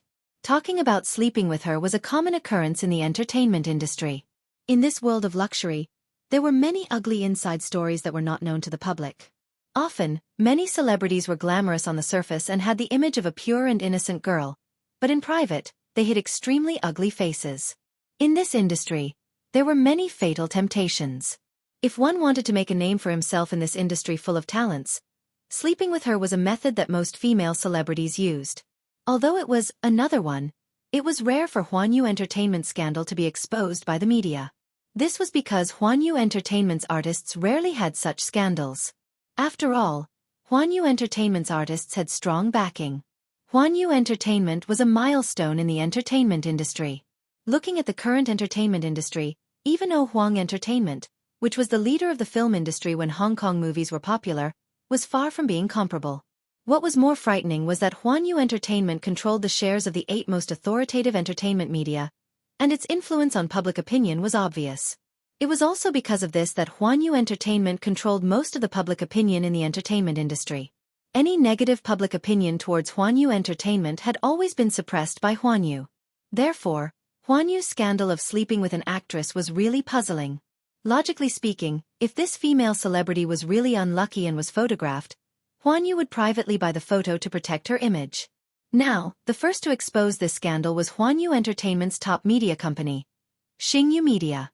Could it be that this popular starlet had offended some higher-ups in Huanyu, so they wanted to teach her a lesson? Yu Yu furrowed her brows as she skimmed through the news. The one who broke the scandal was one of Huanyu Entertainment's most popular actresses, Tang Yu. Early in the morning, Phoenix Entertainment's front page reported the scandal of Tang Yu's overnight stay in a high-rise villa in Huanyu. The evidence was conclusive. In the photo, Tang Yu appeared at the entrance of the villa and walked into the villa with the help of a servant. This executive was a member of the board of directors of Huanyu Entertainment, Li Wenqing. Li Wenqing had always had a bad reputation in the circle. She was even mentioned in the same breath as He Ling. Using his identity as a shareholder, many female celebrities had connections with him. There were rumors that Li Wenqing had a strong taste in certain aspects. She liked to play tricks and do things that were exciting. She was not much better than He Ling Xiang. Chapter 242. It was said that the reason why there was such a big commotion this time was because Li Wenqing's first wife caught them red-handed. The commotion this time was not small. Other than the photos that were leaked, there were also secretly taken videos. Li Wenqing was so impatient that he didn't even close the curtains when he was doing it. It seemed that he wasn't afraid of being secretly photographed. He probably didn't expect that things would develop like this. This report also caused quite a big blunder. On the second day of Huanyu's annual cocktail party, all the major media outlets had prepared the headlines in advance. All the artist studios had also stayed up late to prepare for today's headlines. However, early in the morning, Xingyu Media was the first to release a notice on the media outlets. They said that they had caught a young actress trying to climb up the social ladder by cheating and had gotten hold of some juicy news. As soon as the notice was released, many media outlets were dumbfounded. No way. The headline that they had painstakingly concocted had been caught off guard by a Cheng Yaojin who had jumped out halfway? At first, they thought that it was an old trick used by the investors to hype up a movie that was about to be released. They were all veterans of the Jianghu, so they were already used to this kind of method. However, they didn't expect that at 7 o'clock in the morning, once the news about Tang Yu and Li Wenqing's affair was released, it quickly became a hot topic. Seeing that Xingyu Media had taken the lead, all the media outlets couldn't sit still anymore. They all rushed out to dig deeper and more juicy news. Therefore, Tang Yu's old news quickly became the headlines of all the major media outlets. Tang Yu's dark history was dug out by the media from the dust of time, and it was repeated again and again. Before Tang Yu debuted, she was a social support and sat on the stage in a bar. In order to climb up the social ladder, Tang Yu slept with 2 assistant directors and several male leads. Tang Yu and Yang Mi were from the same school, but they were always scheming against each other to get more exposure. Tang Yu bullied a newcomer who just debuted. This time, Tang Yu wished that she could be dug up from head to toe. Her dark history that she couldn't bear to look back on was dug out one by one. The ones who were hurt the most were Tang Yu's loyal fans. On the screen, Tang Yu had always played the role of a naive and sweet girl. Her pure and beautiful image had attracted many otaku fans. However, when they saw the true face of their goddess, it was inevitable that they would be disillusioned. Therefore, her fans became her haters. Tang Yu's followers on Weibo dropped from 10 million to 5 million.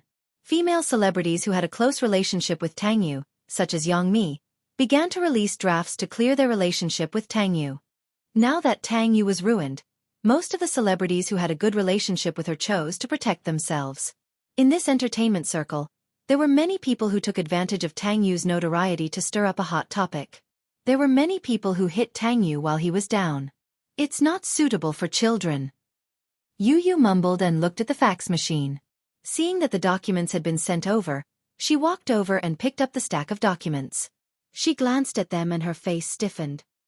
His hand that was holding the paper couldn't help but tremble. What? What are these? Could this be the truth he wanted? Li Hanlin's hesitant tone rang in her ears. So, this is the reason why he's worried? Just then, the doorbell rang loudly, pulling her out of her thoughts. Yu Yu turned on the CCTV and saw Yun Yeqing's face, who was waiting outside. Chapter 243. Oh? Yu Yu was at a loss for a moment before his face sank. Why are they here? If it were in the past, he would definitely put on an innocent and romantic front and call him Grandpa obediently. However, after seeing the documents earlier, he felt a sense of alienation when he saw his father's face. However, in the next moment, he suddenly thought of something and smiled strangely. It seems that this grandpa of his is here to ask for a favor, right? Yu Yu? Is your mommy home? Yun Yeching seemed a little uneasy. Come in and talk. He opened the door to let them in, but Yu Yu's expression was extremely cold. From the moment he stepped through the door, Yun Yeching and Li Qin carefully sized him up from head to toe. Yun Yeching felt a little strange. This child is a little different from before. He could not pinpoint exactly what was different about him. He only felt that this child had suddenly become so cold. There was no smile on his face, and he looked at him coldly and indifferently. He was no longer as close as before. Yu Yu acutely sensed his strange gaze and glanced back at him.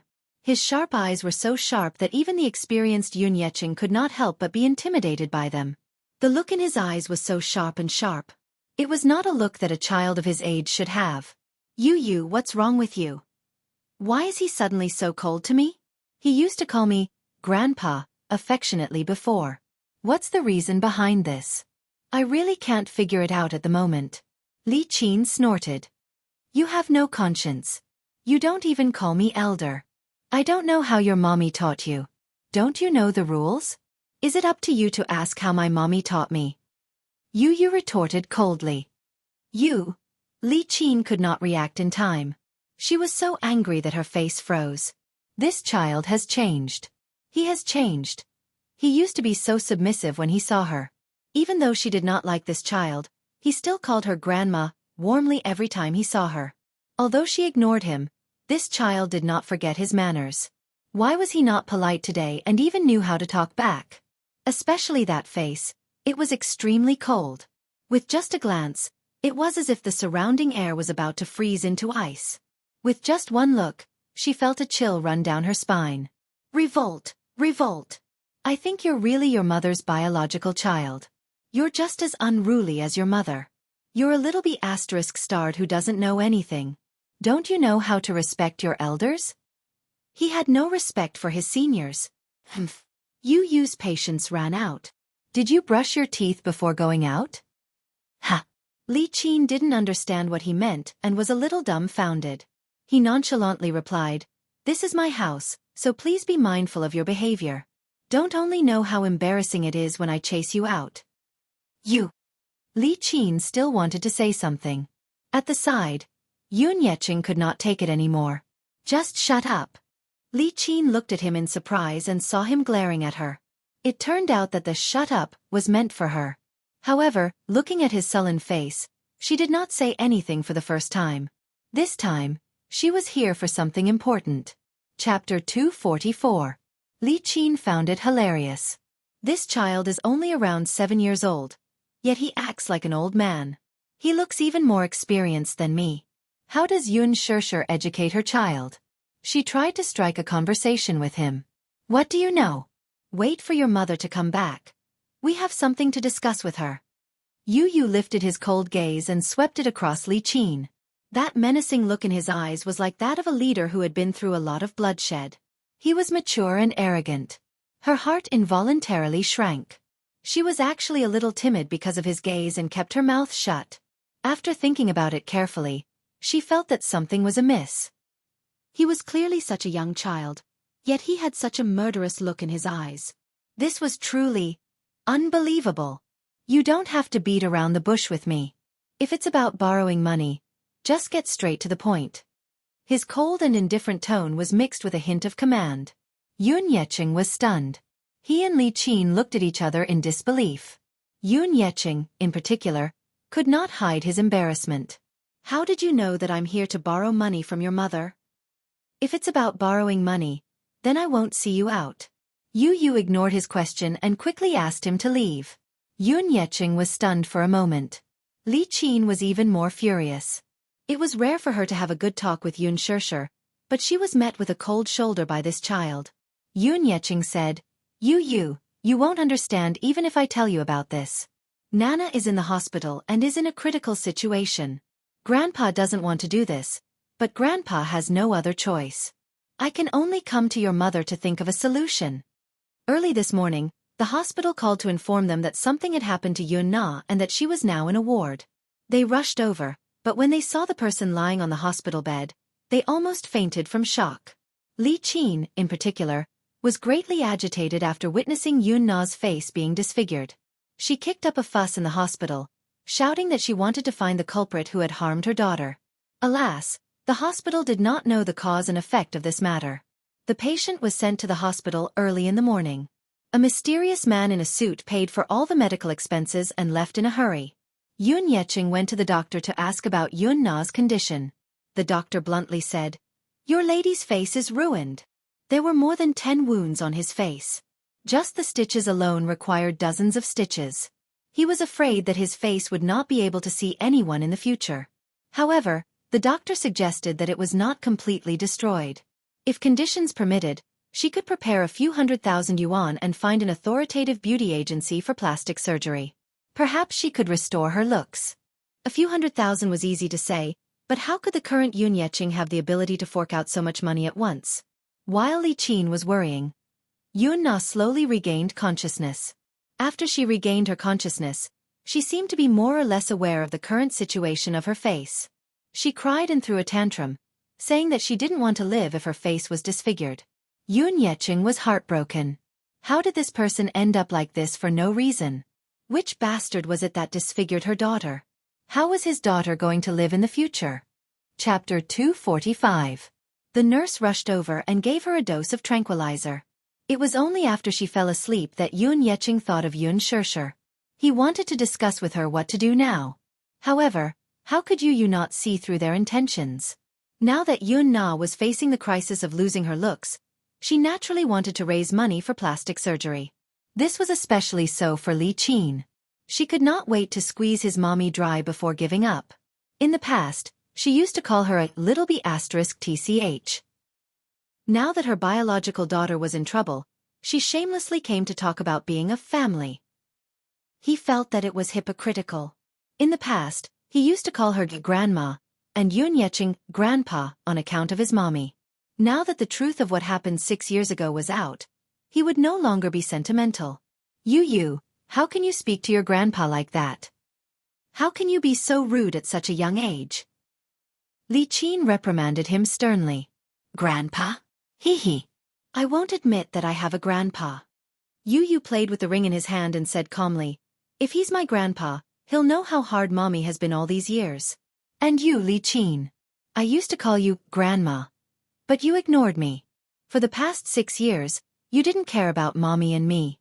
Why didn't you think that she's your daughter and I'm your grandson back then? Now that you're in trouble, it's too late for you to bring out your so-called familial love. Yun Yeching's body stiffened. His face was livid. All these years, he had not fulfilled his responsibility as a father. He felt that he owed this daughter of his. However, Yu's attitude toward him was too different. He could not figure out what was going on. Li Qin was displeased and lost her patience. You can't say that. What did the Yun family not treat her well? Even if they neglected her, it's just a small conflict. Blood is thicker than water. No matter what, your grandpa is still your biological grandfather, isn't he? Hee. As if he had heard something funny, Yu suddenly sneered and said coldly, blood is thicker than water? Do you really think I don't know that mommy isn't your biological daughter? Yun Yeching was stunned. How did he know? As for Yun Shishir's identity as an adopted daughter, no one had ever mentioned it to him. How could a child like him know about it? Could it be? Impossible. He knew his daughter Shishir very well. She had always treated him as her biological father. This daughter of hers had always been very filial. Sure. Since you already know that your mother isn't our biological daughter, shouldn't you be the one to repay the kindness of raising her? Li Qin tried her best, pointing at him and accusing him without holding back, as if she had forgotten that the person in front of her was merely a 6-year-old child. Repay. Yu suddenly got up from her seat and took out a thick stack of documents from the study room. She threw it at Yun Yeching expressionlessly, her tone as cold as ice. My mommy helped the Yun family once 6 years ago. Li Qin, what do you take my mommy for? Even if you want to humiliate her, Yun Tianyu, won't allow it. Turning around, he sneered. At the same time, Mr. Yun, I kindly advise you and your wife to keep your mouths shut and not talk nonsense to my mommy. You're not to mention today's matter to anyone. Li Qin fumed. You, how can you say that? Scram. Yu suddenly pointed at the door and coldly ordered, Scram. Yun Yeqing turned around and left. Seeing this, Li Qin hurriedly followed after him. Yu's face was cold. Thinking of the price his mother had paid for the Yun family 6 years ago, her heart ached so much that she was about to suffocate. Her heart really hurt as if it were being pierced. Yu supported herself on the sofa and clutched her chest tightly with one hand. Suddenly, she found it difficult to breathe. Suffocation. It really felt like suffocation. Ha, ha, ha, ha. Cold sweat seeped out of his forehead. Yu's body stiffly sat down on the sofa, and his breathing became more and more rapid. He clutched his chest, feeling as if something was blocking his heart. It was so stuffy and painful that he could hardly breathe. Ha, ha, ha, ha. Yu painfully curled into a ball on the sofa. Her fingers clutched her chest tightly and her eyebrows were contorted. Her whole face was pale and colorless from the pain. Bean-sized beads of cold sweat rolled down her face and dripped onto the sofa. Ha, ha. His phone suddenly rang. Yu looked in the direction of the ringtone. Clutching his chest, he forced himself to sit up on the sofa. Slowly, almost step by step, he moved his feet. Just as his feet touched the ground, his body swayed, and he fell from the sofa to the floor. Breathe. I can't breathe. He struggled to move to the table, but the ringtone was already cut off. With trembling hands, he picked up the phone and dialed a number. In less than 2 seconds, the call was connected and Li Hanlin's calm voice came through. Director Yun? Director. Li, save me. Smack. Before he could finish his words, the phone fell to the floor. Yun Tianyu could no longer hold on. His face turned pale as he fell to the floor. The corner of his lips twitched, and he lost consciousness. Li Hanlin's anxious voice came through the phone. Yo. Yu. Yun Tianyu? Hang in there. I'm coming. Sitting in the car on the way back to the hospital, Yun Yeqing opened the document with trembling hands. He quietly browsed through it page by page. His face became increasingly solemn and gradually turned ashen. Li Qin, who was sitting at the side, trembled with fear. She wanted to poke her head out a few times, but due to the dim lighting in the car and her poor eyesight, she could not see clearly what it was. Thus she asked, Hubby, what exactly is this? Don't talk to me. Yun Yeqing suddenly interrupted her angrily. With a heavy frown, he leaned his head against the seat.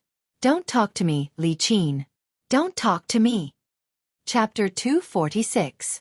As the Aston Martin sped along, the shadows of the lush trees flashed by outside the window.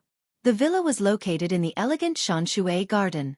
There were towering mountains, small streams, and lush green forests. At a glance, it looked like a sea of greenery. The night breeze blew, stirring up the green waves.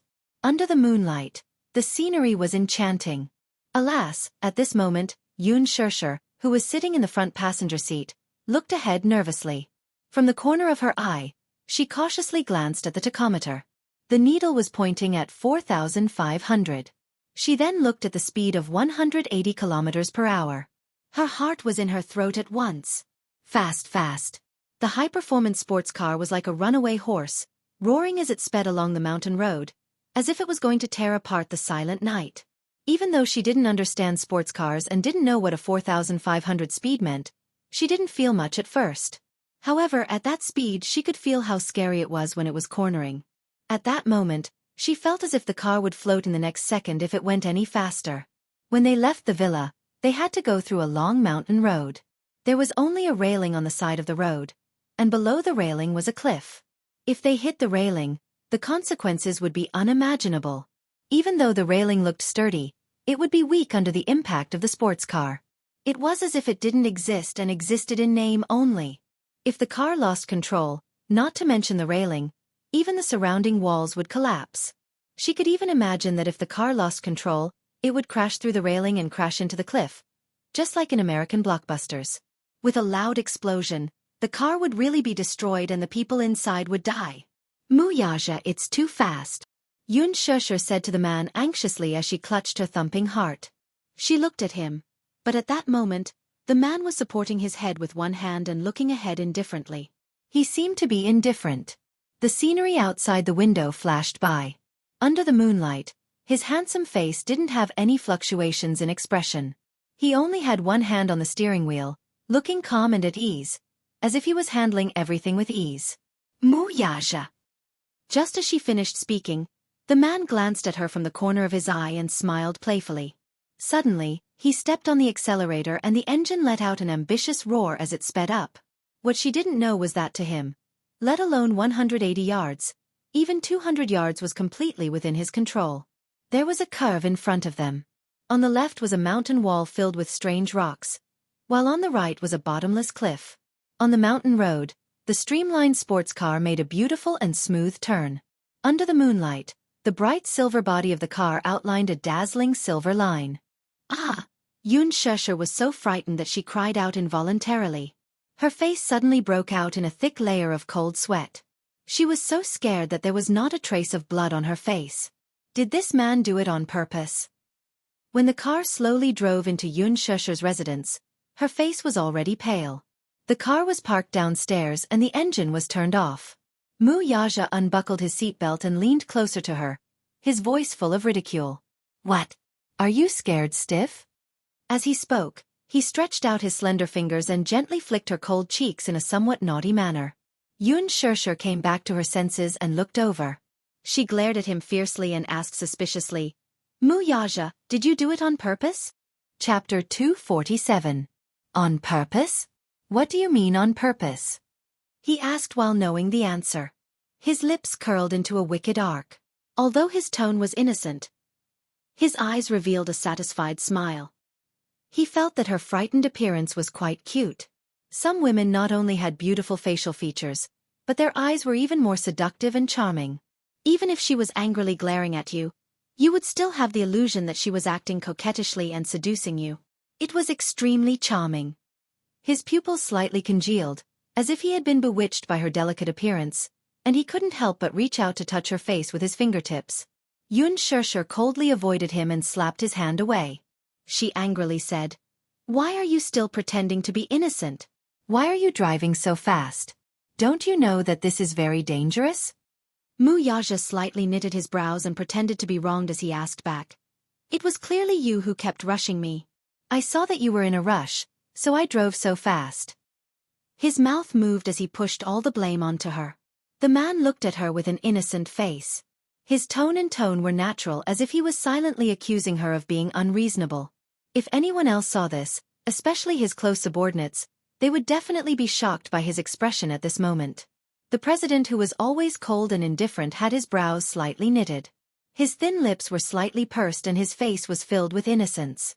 His pair of eyes hid a smile that couldn't be seen. They would definitely be shocked to the point of being dumbfounded.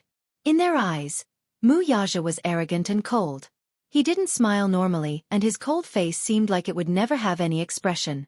He also wouldn't be affected by any emotions. His face was originally handsome, but he always had a cold expression that made it hard for people to get close to him. Other than the little young master, he wouldn't smile to anyone else. But now, he actually smiled to a woman. However, Yun Shusher naturally didn't have any awareness. She also didn't feel that he was taking special care of her. She only felt that this man was quite evil. He actually joked about such a dangerous matter. Isn't your speed a little too fast? From the villa in the suburbs, through the continuous mountain roads, through the bustling city, from the manor to her house, the distance of more than 50 kilometers, he actually only used 20 minutes. One had to know. The traffic in the capital was extremely congested. Just driving in the city took 15 minutes, which was more than 30 kilometers of mountain roads. He only used 5 minutes? What kind of concept was this? The fastest train on the high-speed railway was only 493 kilometers per hour. Later, because of an accident, it had to be reduced to 300 kilometers per hour. At 400 kilometers per hour, her ears almost lost their ringing. Even until now, she still hadn't recovered from the ringing. Yun Shusher didn't want to talk to him. She pushed the car door open and she almost tripped. She was secretly annoyed. She hated herself for not being able to live up to her expectations. She was actually frightened by his driving skills to the point that her legs went soft. But this couldn't blame her. She was in that moment. Did this man's driving skills have to be so terrifying? She raised her wrist to look at her watch. It was already very late. You should be asleep, right? Chapter 248. Yu did not have a father by her side since she was young, so she vowed to work hard to make up for this. After she started working, no matter how busy she was or how late she had to work overtime, she would always make time for dinner. Even if she had to take leave, she would rush home to have dinner with him before rushing back to the office to continue working overtime. Even though this behavior had caused a lot of dissatisfaction, she had never made an exception. Unless there was something special, she would also take leave from him in advance. Even if the little guy would protest and express his dissatisfaction, he would at most tell her to eat on time and go home early over the phone. However, it was rare for her to not return home at night. Last time was the first time. Last night was the second time. Today was the third time. For 2 consecutive days, she did not have dinner with him. Yun Shirshir was very vexed. She raised her head and looked at the window of her house. The lights were still on. Her heart warmed, but at the same time, it ached slightly. This little guy. Did he deliberately turn on the lights and wait for her to go home? Yun Shirshir was about to go upstairs when the man behind her called out to her. Are you leaving just like that? Mu Yaja saw that she intended to go upstairs without him, and a trace of dissatisfaction appeared on his face. What else do you want? Yun Shirshir turned to glare at him. Don't you have anything to say? Mu Yaja looked at her. Under the moonlight, his deep-set eyes shone slightly. I want to go home. Yun Shirshir turned around and swiped the door open. What he got in response was the heavy sound of the door closing in the corridor. Mu Yaja sat in the car and could not help but smile. He raised his eyes slightly and looked at the only window on the 10th floor that was still lit. A trace of contemplation flashed across his eyes. Yun Shirshir is my, Yun Tianyo's, mommy. She is the woman I will protect for the rest of my life. I won't allow you to let her suffer any grievances, let alone make her sad. The young yet mature voice of a child echoed in her ears. Immature and mature were 2 contradictory words, but they were perfectly reflected in little Munchkin. What was immature was his voice, his appearance, and his still delicate and thin body. He was clearly only 6 years old, but his face was still childish and his voice was full of childishness. What was mature was her arrogant boldness, her steady tone, and her calm words. He was unable to understand why such a mature soul was hidden in such a petite body. He was so mature that it surprised him. He got out of the car, took out a cigarette box, and lit it in his mouth. Accompanied by a glimmer of sparks, the unique smell of cigarettes drifted in the evening breeze. Yun Shirshir opened the door and was welcomed by the warm light from the living room. A smile involuntarily appeared on her face as she walked into the living room and said guiltily, "You, mommy is back." There was no response for a long time after she said this. If it were in the past, there would be hurried footsteps from the study. Yu would appear at the entrance with a bright smile on his face. He would jump into her arms and rub his tender little face against her like a spoiled little mommy. Now, it was so quiet that it was almost strange. Asleep? She walked into the study with confusion in her heart. The computer screen and fax machine were on, but the little guy was nowhere to be seen. Chapter 249. Yun Shirshir exclaimed in surprise and walked into the bedroom. She even crept under the bed to take a look. Was he playing hide-and-seek with her to scare her as a punishment for not returning home for 2 days? Alas, he was nowhere to be found. She was suddenly worried. She hurried to the balcony and fearfully held onto the railing as she looked down. Her heart only calmed down when she saw that there was nothing out of the ordinary.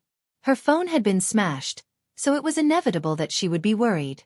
She could not find the little lad anywhere. The house was only so big. There were 2 bedrooms and a living room, and the layout was about 60 square meters. She searched every corner of the house. There was no one in the house, though. Yun Shirshir was extremely worried. She returned to the living room and saw the phone on the floor at the corner of the table. She walked over to pick it up and realized that the phone had been replaced with a smartphone. She was feeling perplexed when she saw a note left on the table. She picked it up and saw a phone number left on it. Yun Shusher had an ominous feeling. She picked up Yu Yu's phone and dialed the number with trembling fingers. Lee Hanlon's steady yet anxious voice came from the other end. Are you Yu Yu's mommy? Since it was Yu Yu's phone, there was a caller ID. I am. You are. I'm Director Yun. Cough. Lee Hanlon paused for a moment before continuing. I'm the principal of this kindergarten, Madam Yun. We've met before. Hello, Principal Lee. May I ask, are you? Yun Shusher did not know what was going on, but she heard Lee Hanlon say in a heavy tone, Madam Yun, Yun Tianyu has always been in poor health. Does he have a congenital heart deficiency?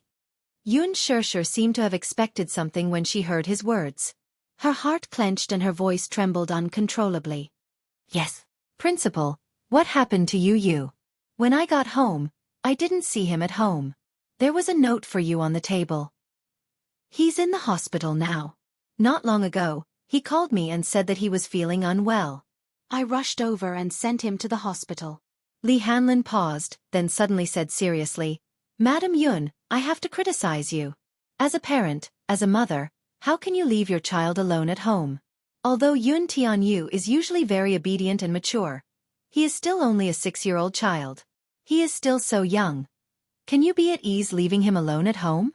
Children were naturally ignorant and lacked common sense about safety. This time, it was a relapse, but what about the next time? Many parents left their children at home out of negligence.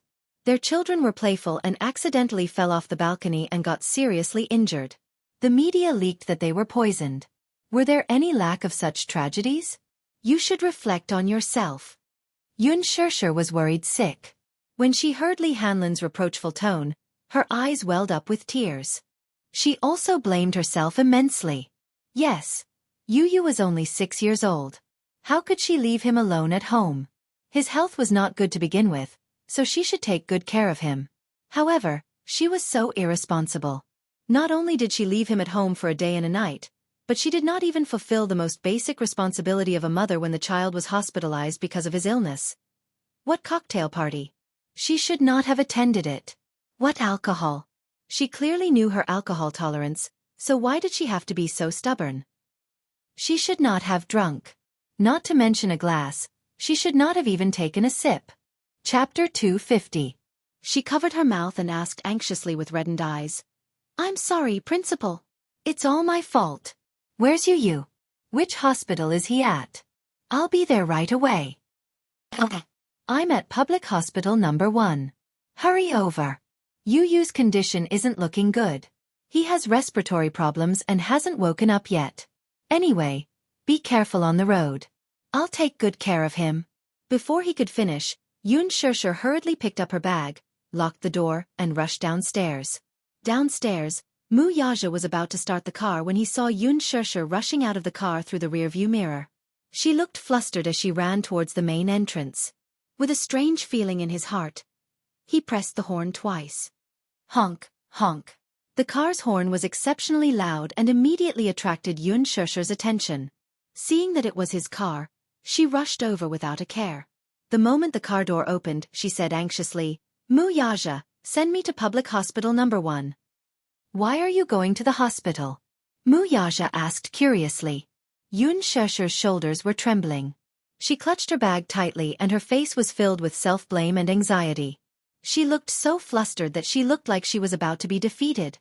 Yu Yu is at the hospital. I have to rush over immediately. Right away, right away. Mu Yaja heard this and furrowed his brows slightly. However, he didn't ask further and leaned over. She thought that he was going to do something and wanted to stop him. However, he merely leaned over and buckled her seatbelt. Don't be afraid. I'm here, he said softly and started the car. He stepped on the accelerator and the car sped out of the main entrance. Yun Shusher looked at the man's side profile in shock. However, she saw that his handsome face was cold and tense. His expression was calm and there was no trace of a smile in his eyes. However, he wasn't flustered either as he looked straight ahead. Although she was anxious at this moment, she didn't know why, but she didn't panic like before. The words, "Don't be afraid, I'm here," seemed to brush away the uneasiness and fear in her heart. However, when she thought of Yu Yu's painful appearance when he was young, Her heart clenched tightly again. At this moment, in the hospital ward, Lee Hanlon sat on a small stool at the head of the bed and put down his phone. On the hospital bed, Yu, who he said was not awake yet, and not in a good condition, was sitting quietly on the bed with a newspaper in her hands. Seeing that he had hung up on Fairy Tale, she put down the newspaper and crossed her arms. She leaned against the headboard and looked at him with a serious expression. She blinked her big black eyes and saw that he had put down his phone. She quickly asked, "What did you say?" He hung up. "He's probably on his way here." Lee Hanlon asked again, "Seo Yun, what did I say just now?" "There's no problem ahead. Didn't you tell her to be careful on the road?" Yun Tian-yu reprimanded. What if Mommy was in a panic and met with danger on the way here? Lee Hanlon's face fell with grievance. "I did, but I was afraid that she didn't hear me, so I called back, but no one picked up." Yun Tian-yu crossed his arms and nodded solemnly. He calmly listed out rows of formulas in his mind. It was a 30-kilometer journey from the apartment to the public hospital. The subway was at the entrance and the bus stop was a few dozen meters away. There was no need to transfer. The last train was at 9 p.m. She couldn't make it. The bus was too slow, so Mommy must have chosen to take a taxi. It would take about 45 minutes. Chapter 251. Lee Hanlon's eyes twitched. This child. He was so scheming. He was exasperated. Earlier, he had received a call from Little Munchkin and heard Little Munchkin's painful cries for help. He immediately put down everything he was doing and rushed over. When he opened the door, he saw Little Munchkin lying on the ground. He immediately rushed over and carried him up.